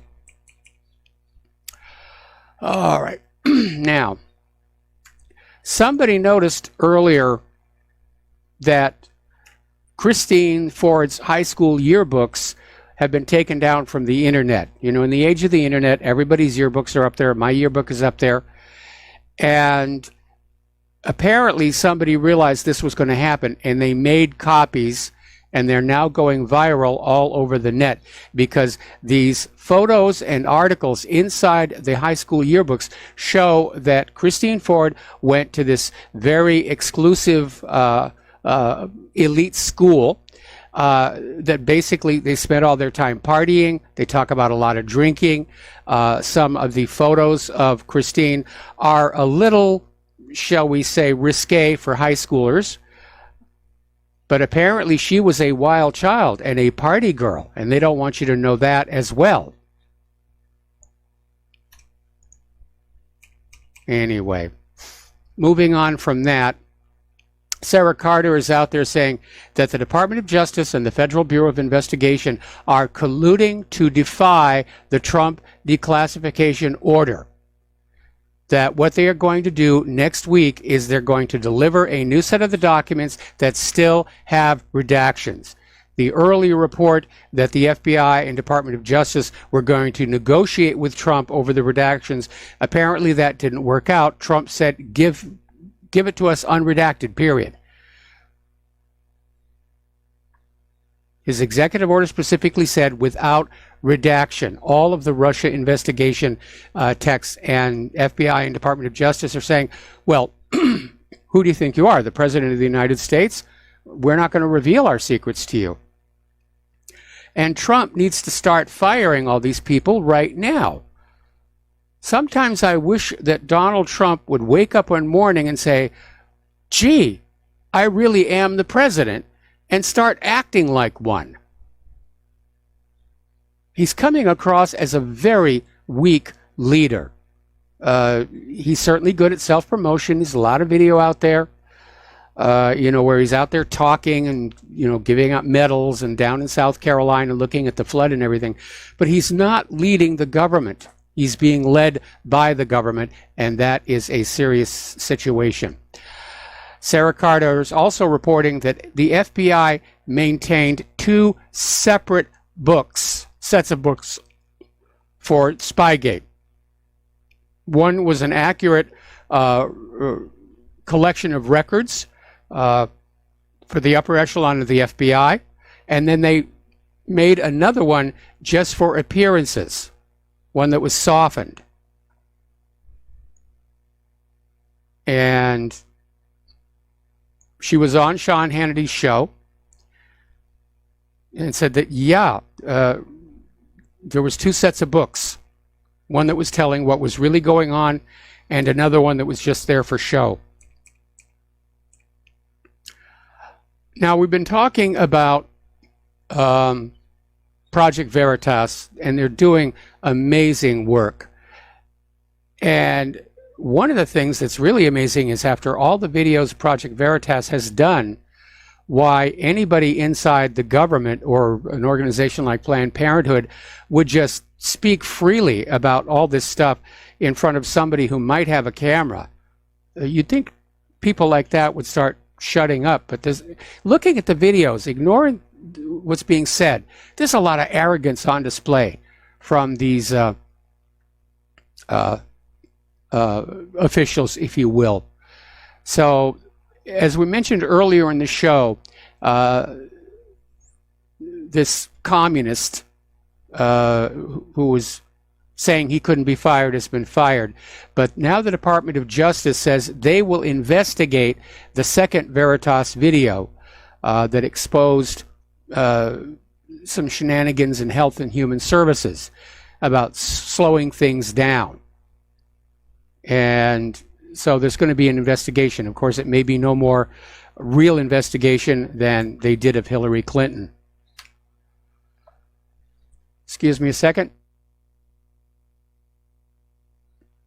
The Justice Department is also asking their Inspector General to investigate the DEA over possible leaks that led to massacres in Mexico. And Inspector General Michael Horowitz said that an internal review had flagged the DEA's Sensitive Investigative Units program as an area of high risk. And say that there need to be more controls in place to ensure that DEA operations, information, and personnel are protected from compromise. Basically, they're saying somebody was leaking information to the drug cartels, probably paid very well for it, and it led to a lot of deaths down in Mexico. Getting on back up here north of the border, this is out of TruePundit.com, we're getting more of these internal emails. And they're being pried out by the court system bit by bit. But recent emails from Special Counsel Robert Mueller's office show that his team members were associating with corporate media reporters outside the office. And first of all, there's the issue about information being leaked to the corporate media, which is a tacky no-no, and I understand Larry Klayman is actually looking at filing a lawsuit against Mueller for the grand jury leaks. But the other problem is that once they were outside the office, they could use their own personal communications device, which are not secured. And if you're sitting in an open restaurant talking about Mueller's sensitive and classified Trump investigation, you can be overheard. This was incredibly reckless behavior. Now, up at Judicial Watch, Tom Fitton is saying they're going to court again, trying to get the Fusion GPS records. And they're before U.S. District Court Judge Reggie B. Walton regarding communications of the Office of the Attorney General with Nellie Orr, the wife of former senior Department of Justice official Bruce Orr, who was critical to the creation of the Clinton DNC dossier, the dodgy dossier, the P dossier, whatever you want to call it here. And the subject of the hearing was the lawsuit that Judicial Watch filed all the way back on March 1st of this year, after the Department of Justice failed to respond to their December of 2017 Freedom of Information Act request. So they're having to go through the court system again. And Judge Walton apparently openly expressed that he shares their frustration with a bureaucracy that is trying to keep secrets. Do you remember the DNC fraud lawsuit? For those of you who don't, here's a quick recap. During the 2016 election, it came on out that the Democratic National Committee, under the command of Debbie Wasserman Schultz, actively worked to prevent Bernie Sanders from winning the nomination. They literally rigged the primaries for Hillary Clinton. And they were promptly sued by a bunch of Democratic donors who said, we donated money to the Democratic Party on behalf of Bernie Sanders, and you guys cheated him. We want a refund. Now, the lawsuit was dismissed initially by a judge on jurisdictional grounds, but the dismissal is in the process of an appeal in the Federal 11th Circuit Appellate Court. And a hearing on the matter has been set for the 25th. And again, delay, drag it out and drag it out. And this fraud lawsuit is no stranger to unusual and atypical occurrences. And the latest is the judge who was hearing this appeal has been recused. Judge Robin S. Rosenbaum has now recused himself from the case. I mean, this case, there's missing information, destroyed evidence, strange, unaccountable deaths of people. It is a mess over there. Now, we were talking yesterday about how activists in Chicago had succeeded in getting the city to say no to Barack Obama's Obama Center, which was going to take up a big chunk, 19.3 acres of a public park. And the people of Chicago wanted to have the park. And this whole project got started because originally they were told this would be Obama's presidential library, which is definitely something that you want to have in your city. And they got bamboozled. The presidential library is going to be elsewhere. This is just going to be an Obama center. It's basically his ego on display. And it went back and forth, and the permitting hadn't been completed, but the construction people are already cutting down the park's trees, which everybody is very upset about. Well, Rahm Emanuel has apparently stepped on in because the Chicago City Council is now set to approve plans for the Obama Center, and here's where it gets really interesting. The Obama Presidential Center is going to pay just $10, that's 10, for a 99-year lease. $10 for a 99-year lease. Okay, let's take a phone call. Fred in Michigan, aloha. Welcome to the show. What's on your mind? Well, that lease, I would speculate, is brought to you by Mr. Casino Magnate, Talmudic, Kabbalah, Zohar, Ashkenazi, what's his name out there? Oh, man, you know that big Sheldon time Adelson? casino. Yes, thank you. Him and the Annenberg Group. You know who, let's see, NoPlaceForCorruption.com, guy out of Philadelphia that comes on Sundays or Saturdays with Rick Adams. That guy's been tracking this for about 20 years. So yeah, it looks like Saul Alinsky is reincarnated in the this Talmudic life form, Rob Emanuel. But you know, these unsolved mystery murders of Seth Conrad Rich and his 5 friends, they all were murdered within 5 weeks. There were 6 murders within 5 or 4 weeks. Well, there was a rapid string of murders. We don't know how closely interconnected all these people were with each other or with Seth Rich. But yeah, during the height of the 2016 campaign, there were several new additions to the Clinton dead bodies list. Yeah, well, these guys, Mike, the people at AIM, American Intelligence Media, 2 of your callers identified that group earlier this week, I think, Monday.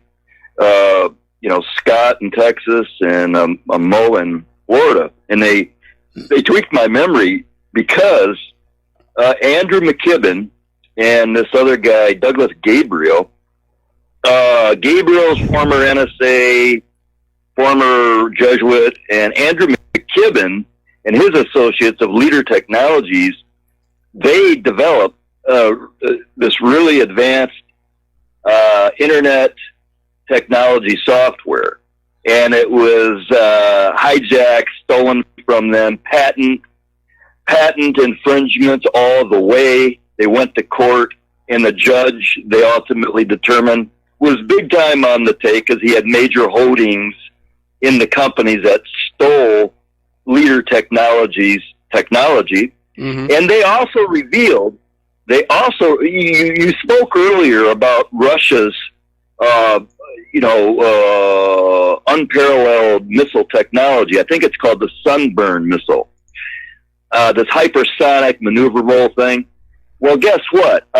Andrew McKibben, Douglas Gabriel, and their associates tracked the evolution of that missile technology to Raytheon, which just happened along with Microsoft, and Intel, and about 4 other companies.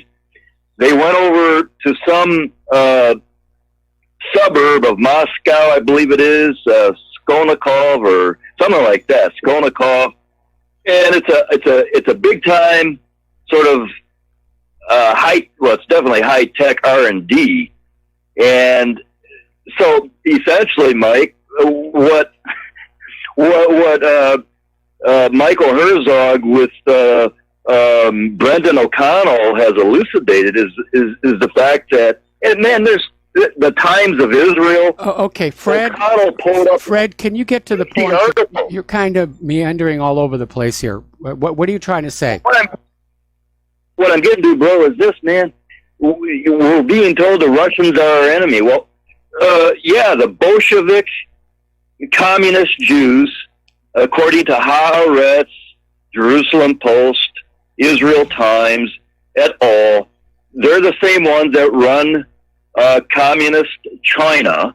They run the Politburo. There's photographs, etc. And in all these articles, Mike, I wish you would interview Brendan O'Connell sometime, because he's got it all memorized, man. There's just like 500 articles since like 2007, mostly in Israeli or other highly credentialed sources documenting that the Israeli government is in bed with communist Bolshevik Russia and China, with the aid and abetting of U.S. Congress, obviously, via AIPAC and all the rest of these Talmudic Jew organizations, man. Okay, first of all, I'm troubled by your keep using the word Talmudic Jew and so forth and so on. If you want to talk about Israelis, and there's obviously no secret to the fact that Israel interacts with all kinds of countries all around the world, but the degree of cooperation, saying that they're in bed with these other governments, that I think is an unsupported statement here, especially because ever since what happened with the Aleutian 20, relations between Israel and Russia have definitely become very, very strained. It's a very dynamic situation. Anyway, Fred, thank you for the phone call. We're coming up in a commercial break, and I'm going to have to let you go. So we have another caller waiting on the line, but I'm going to leave him till after the commercial break here. Meanwhile, over in Russia today, they're reporting China denies meddling in the U.S. midterm elections, which they came out in response to Donald Trump's tweet accusing China of meddling in U.S. elections. First it was Russia, then it's China. Trump has fallen into the same bad habit of blaming others for the failings of our own government. He had a chance to fix our election system so it could not be tampered with, and he dropped the ball. We'll be right back after these words from our sponsors. And aloha, America. Welcome back to our show here. And yes, we're standing here once again with our collection plate held out to you because we need your help. If we're going to go on doing what we're doing, we do need your assistance. The entire independent media is under attack right now, and that includes going after advertisers or any other funding sources. And for those of you who have donated, you have my thanks and that of the network. And for those of you who haven't donated yet, well, we need you to step up here. And again, any amount will help. There's no such thing as too small of a donation. So the postal address to send a check, money order, or if you prefer anonymity cash, is Republic Broadcasting Network, 2251 Double Creek Drive, number 302, Round Rock, Texas, 78664. The phone number where you can make a credit card or debit card donation or pledge to be a recurring subscriber is 800-724-2719, extension 1 during business hours, and remember it's Central Standard Time, or extension 3 at all other hours. So the network thanks you. All right, we're going to go back to the phones here to Stuart in Florida. Aloha, Stuart. Welcome to the show. What's on your mind? Okay, Mike, thanks. First, let me embarrass you a little bit by telling you what a great show you have. I've been listening for about 4 months. I remember you from years ago, I think, and a friend reminded me of you, and I started listening, and I never regretted it. So anyway, I hope you feel fully embarrassed now. I do. Okay. Well, I just wanted to give you a heads up that there's a big counteroffensive by ISIS in Deir ez-Zor, and it's being reported by Al Masdar News. And the thing is, they're not going. I don't think they're going to let Putin get out of there without getting into a war. Whatever happens, whatever he tries to do, you're right there to try to provoke something. And yes. Personally, I think after this latest outrageous Israeli attack, where they were deliberately, hiding and deceiving, the Syrian air defense, they should have went in there and bombed an airfield. Make sure those planes don't take off anymore. I mean, there has to be some consequence. It's just, Russia, Putin keeps drawing red lines, and they get violated, and he does nothing. And it's like, I understand he's bending over backwards, but pretty soon his back is going to break. And I just think he's got to, I don't think there's any way to avoid it. Putin does not want to let the situation escalate. Russia and Syria and whatever Iran's presence actually is in Syria, they pretty much have won the war, except for Idlib. And obviously all of these Israeli actions, the U.S. actions, all of these ships showing on up is an indicator that the United States is not going to allow Syria to win this war. They're just looking for an excuse to just go on in, whether it's going to be a false flag attack of some kind. Again, we were reporting yesterday where the language has been changed, and they're no longer talking about a chemical weapons attack. They're saying any attack. And if this report about an ISIS counterattack from within Idlib, well, obviously Syrian and Russian forces are going to have to respond to it. And the U.S. may say, oh, look, there's an attack going on, and just launch. But this is, I think, this is in Deir ez-Zor, which I think is in the southeast. It's in Deir ez-Zor. It's right close to a U.S. base. That's right. You did say that at the beginning. I'm still focused on the situation in Idlib. I'll take a look at that and see if I can get a confirmation. One other thing I'll let you go is, you often say Trump's got to put on his brass knuckles. Trump will tell you what you want to hear. I learned the hard way after voting for him. He's total BS, and his cowardice is just unbelievable. But you can't even get him to declassify documents that would expose his enemies. And the latest I heard on that is that they're not going to be totally declassified because the other side is going to kind of send it out in dribs and drabs, hoping the Democrats will win the election. Well, I agree. And, Trump is proving to be a very weak leader. And it's amazing when you look at how easy he is to manipulate by the deep state. I mean, he's giving them all the wars that they want. You have to wonder, why are they still after him as hard as they are? And I think it may be because they're worried that one day he may wake up and say, yes, I'm the president, and say, let's get a real investigation into the Clinton Foundation. Let's get a real investigation into intelligence agencies that are running guns and drugs all over the place. But from where I sit, it almost feels like the federal government is starting to tear itself apart. Yeah. Well, let's hope so. So anyway, thanks, Mike. Have a good one. All right, thanks an awful lot. I'm doing a search. I can't find any confirmation on that Deir ez-Zor ISIS attack, but I'm sure it'll be there soon. All right, we're going to take another break for commercials. We'll be right back.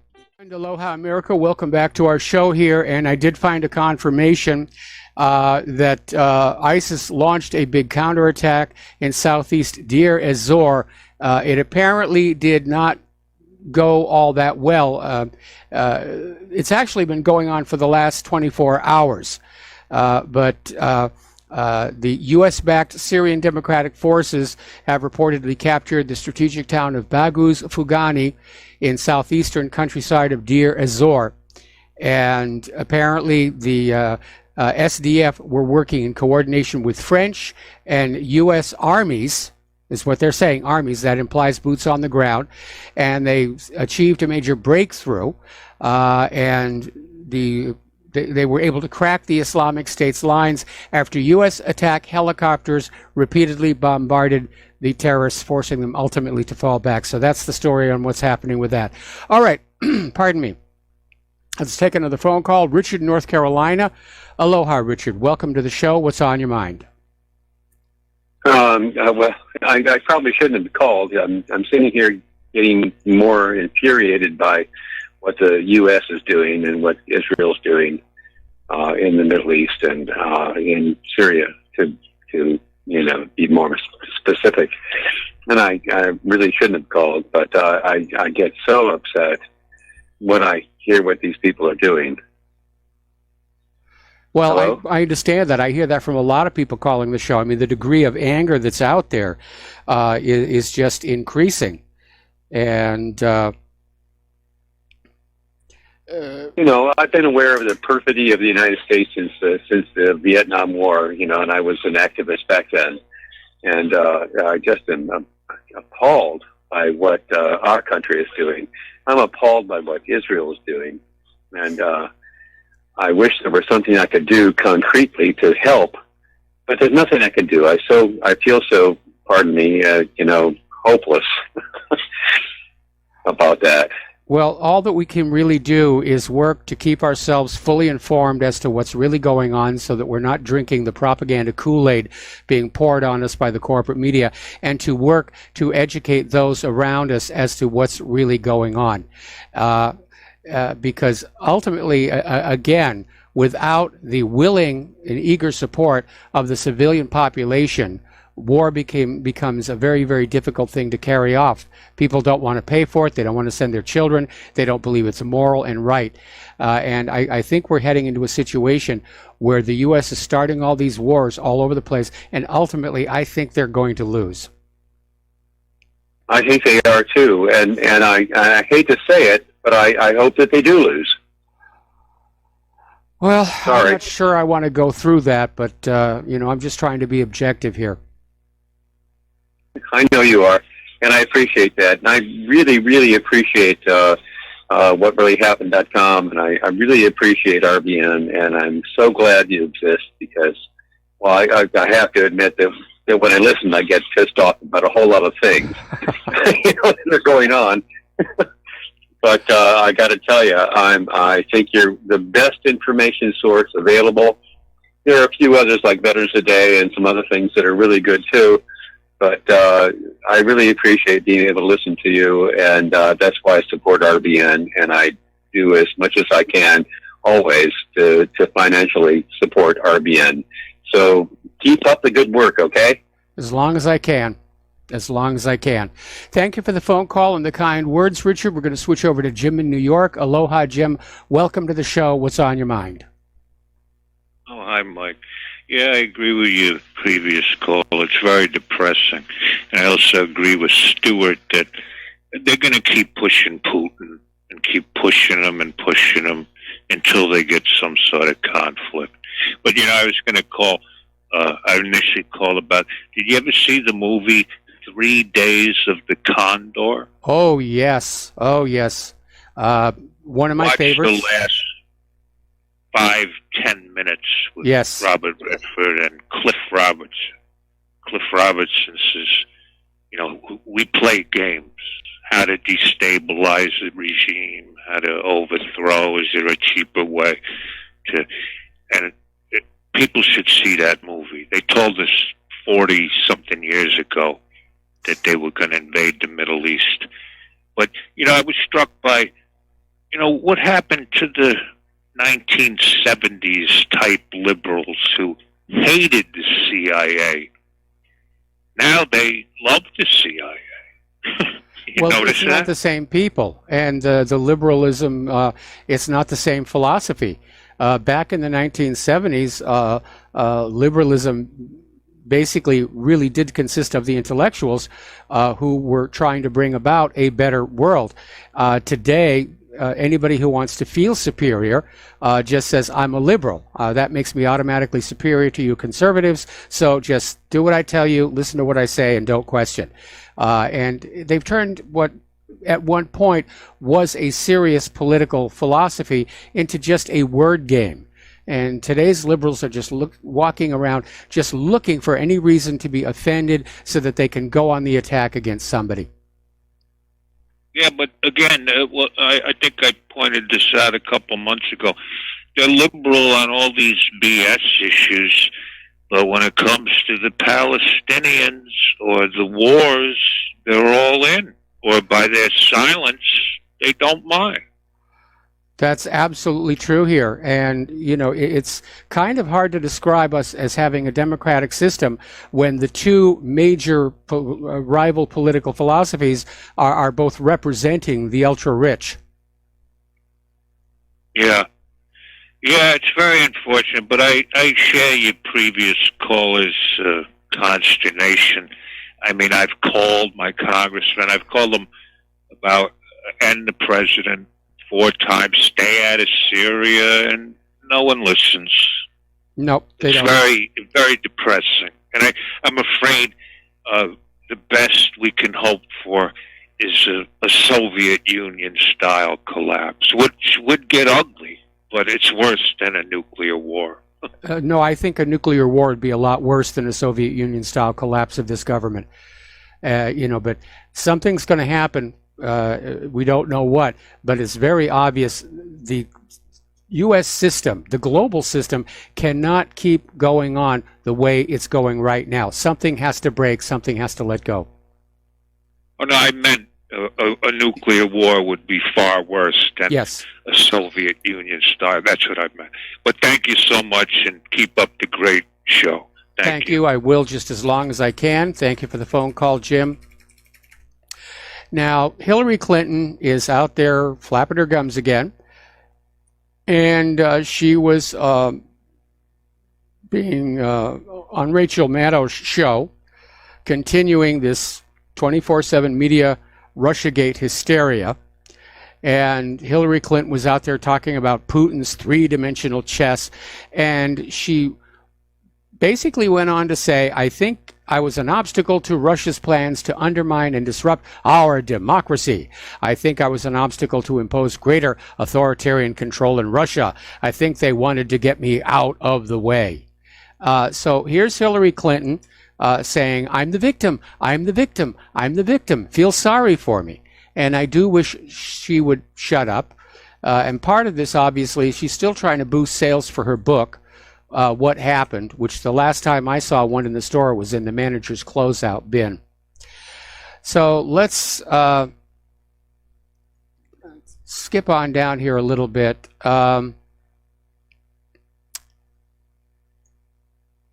This one is kind of weird here. Apparently, George Soros is out there interfering in Romania's internal affairs, trying to basically block a referendum vote on the traditional family.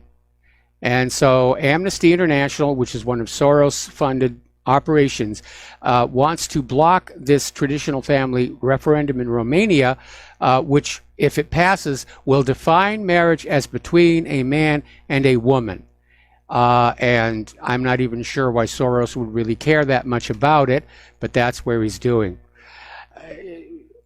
This one is weird. Over in Arizona, their state school board is revising their curriculum. And apparently, Superintendent Diane Douglas tapped this individual, Joseph Kazel, to be in charge of Arizona's standards for teaching evolution. The problem is this guy thinks the Earth is just 6,000 years old and insists that dinosaurs were present on Noah's Ark, but only the young ones. The adult ones were too big to fit.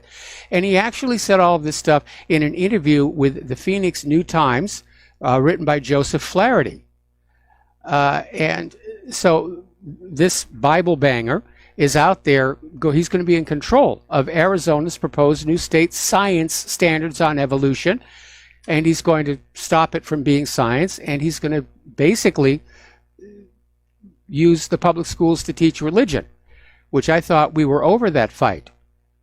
I mean, schools are about education. If you want to talk about fairy tales and myths about angels on the head of a pin, that's what the churches are for. And this gentleman is clearly ignorant of, or simply refuses to acknowledge, the vast amount of hard scientific repeatable evidence that the Earth is far older than 6,000 years and the dinosaurs did die out long, long before human beings evolved. So I feel sorry for those Arizona kids. They're going to get their brains all messed up here. Now, do you remember Cody Wilson?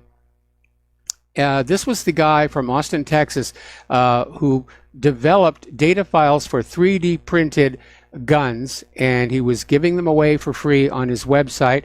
Then there was an injunction against him, which he fought on First Amendment grounds, saying that plans to make a gun are not the gun. And then there was another injunction hit him. Now, all of a sudden, something very weird is going on, because it's being claimed that he has been charged with sexual assault and that he's now fled to Taiwan. This reeks of setup because apparently this girl set up this account on sugardaddymeat.com, 17-year-old girl, and she wanted to do this. She voluntarily went and signed up on sugardaddymeat.com, and she had sex with a 30-year-old man on August 15th, for which she was paid $500. And they're trying to say that this user named Sanjuro was Cody Wilson. This reeks of a setup or a smear job. And I'm waiting to hear from Cody himself as to what is going on. But it seems like anybody who is a threat to officialdom, the status quo, somehow they get roped into some kind of a sex crime allegation. It's amazing here. Okay, over at Apple, as you know, they're coming out with iOS 12. And apparently part of the new system is Apple is going to start assigning trust ratings to users of their phones based on phone call and email habits. No idea what they're going to use with it. They're claiming that this will help identify and prevent fraud by sharing the information about how you use your device, including the approximate number of phone calls or emails you send and receive, will be used to compute a device trust score when you attempt a purchase.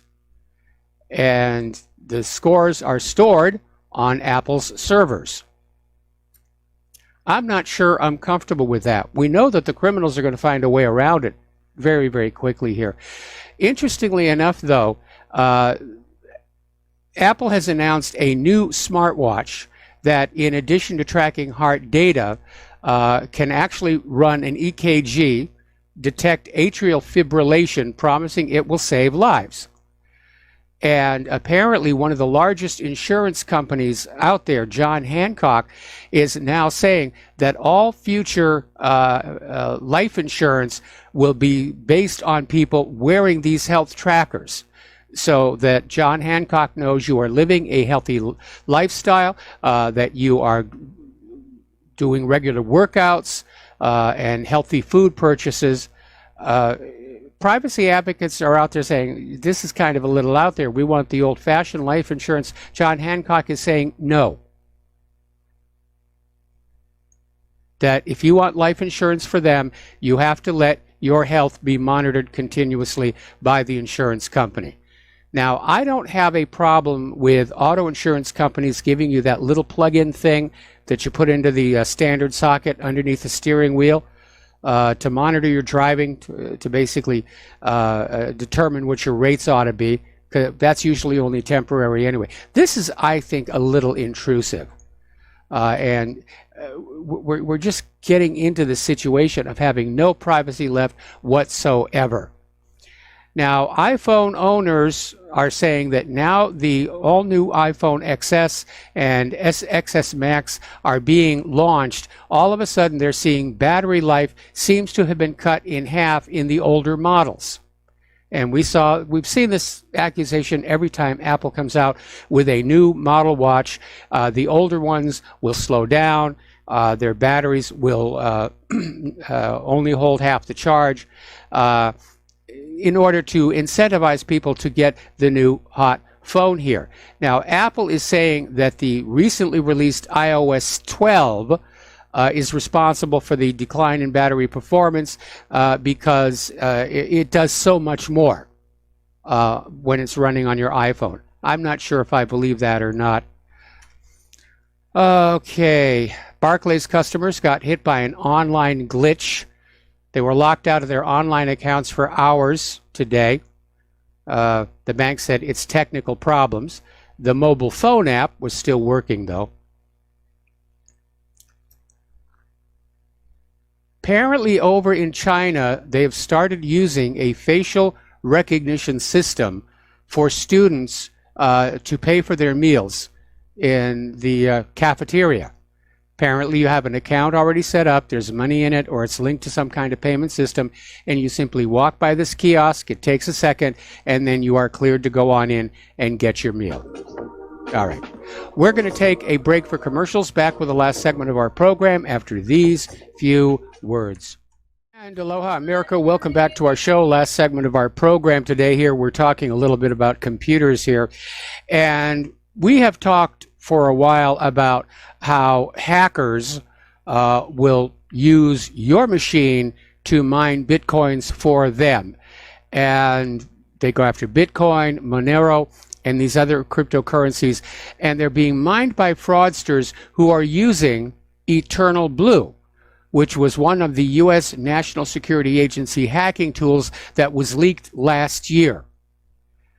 And so this report from the Cyber Threat Alliance says detected cases of illicit cryptocurrency mining have skyrocketed to 459% in 2018 compared to last year. And that surge is linked to the leak of Eternal Blue.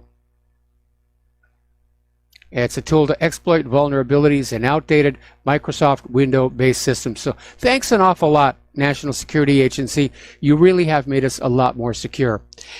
Over at Government Payment Service Inc., or GovPayNet, it's a place where you can go to make various payments related to government. But apparently it also has a major security weakness, and there are concerns that this site has leaked more than 14 million customer records, including names, addresses, and worse, credit card information. So the way it works is after somebody pays for a bill on the GovPayNet website, they are directed to a confirmation page for each transaction, which includes a unique string of numbers at the end of the URL. But Krebs on Security found out that hackers could simply type in different receipt numbers in the web address and they would be shown other people's bills.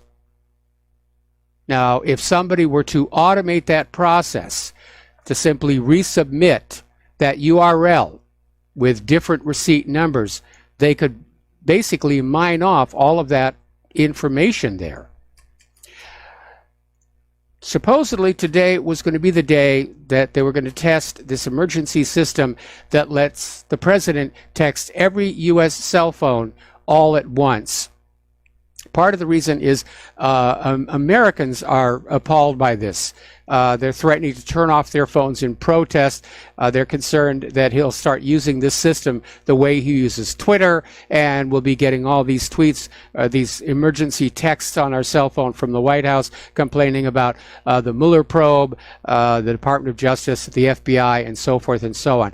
But apparently the major reason they're putting it off, it's going to be on October 3rd, is because FEMA is still dealing with the aftermath of Hurricane Florence, and they just don't want to divert any resources here. Apparently, if you are a subscriber to Verizon, Sprint, AT&T, and the other wireless carriers, this message cannot be blocked. There's no way to block it. Which, in the event of a real emergency, you wouldn't want to block it anyway. But again, I share the concern. Trump could turn this into another platform for shouting out to the American people, and I would not be at all happy about that. Okay, there's the music. Time for me to get on out of here. I got errands to run this afternoon. Please stay tuned for John Stedmiller. I'm sure he's got lots of interesting things to share with you. Take what you learn here, share it with everybody that you know. Please keep reminding everybody that the corporate social media, Twitter, Facebook, YouTube, Google, are heavily censoring and filtering conservative points of view to try and shift the election this November. Please donate to Republic Broadcasting. Please donate to whatreallyhappened.com. We really need your help. We'll be back tomorrow. Aloha, America.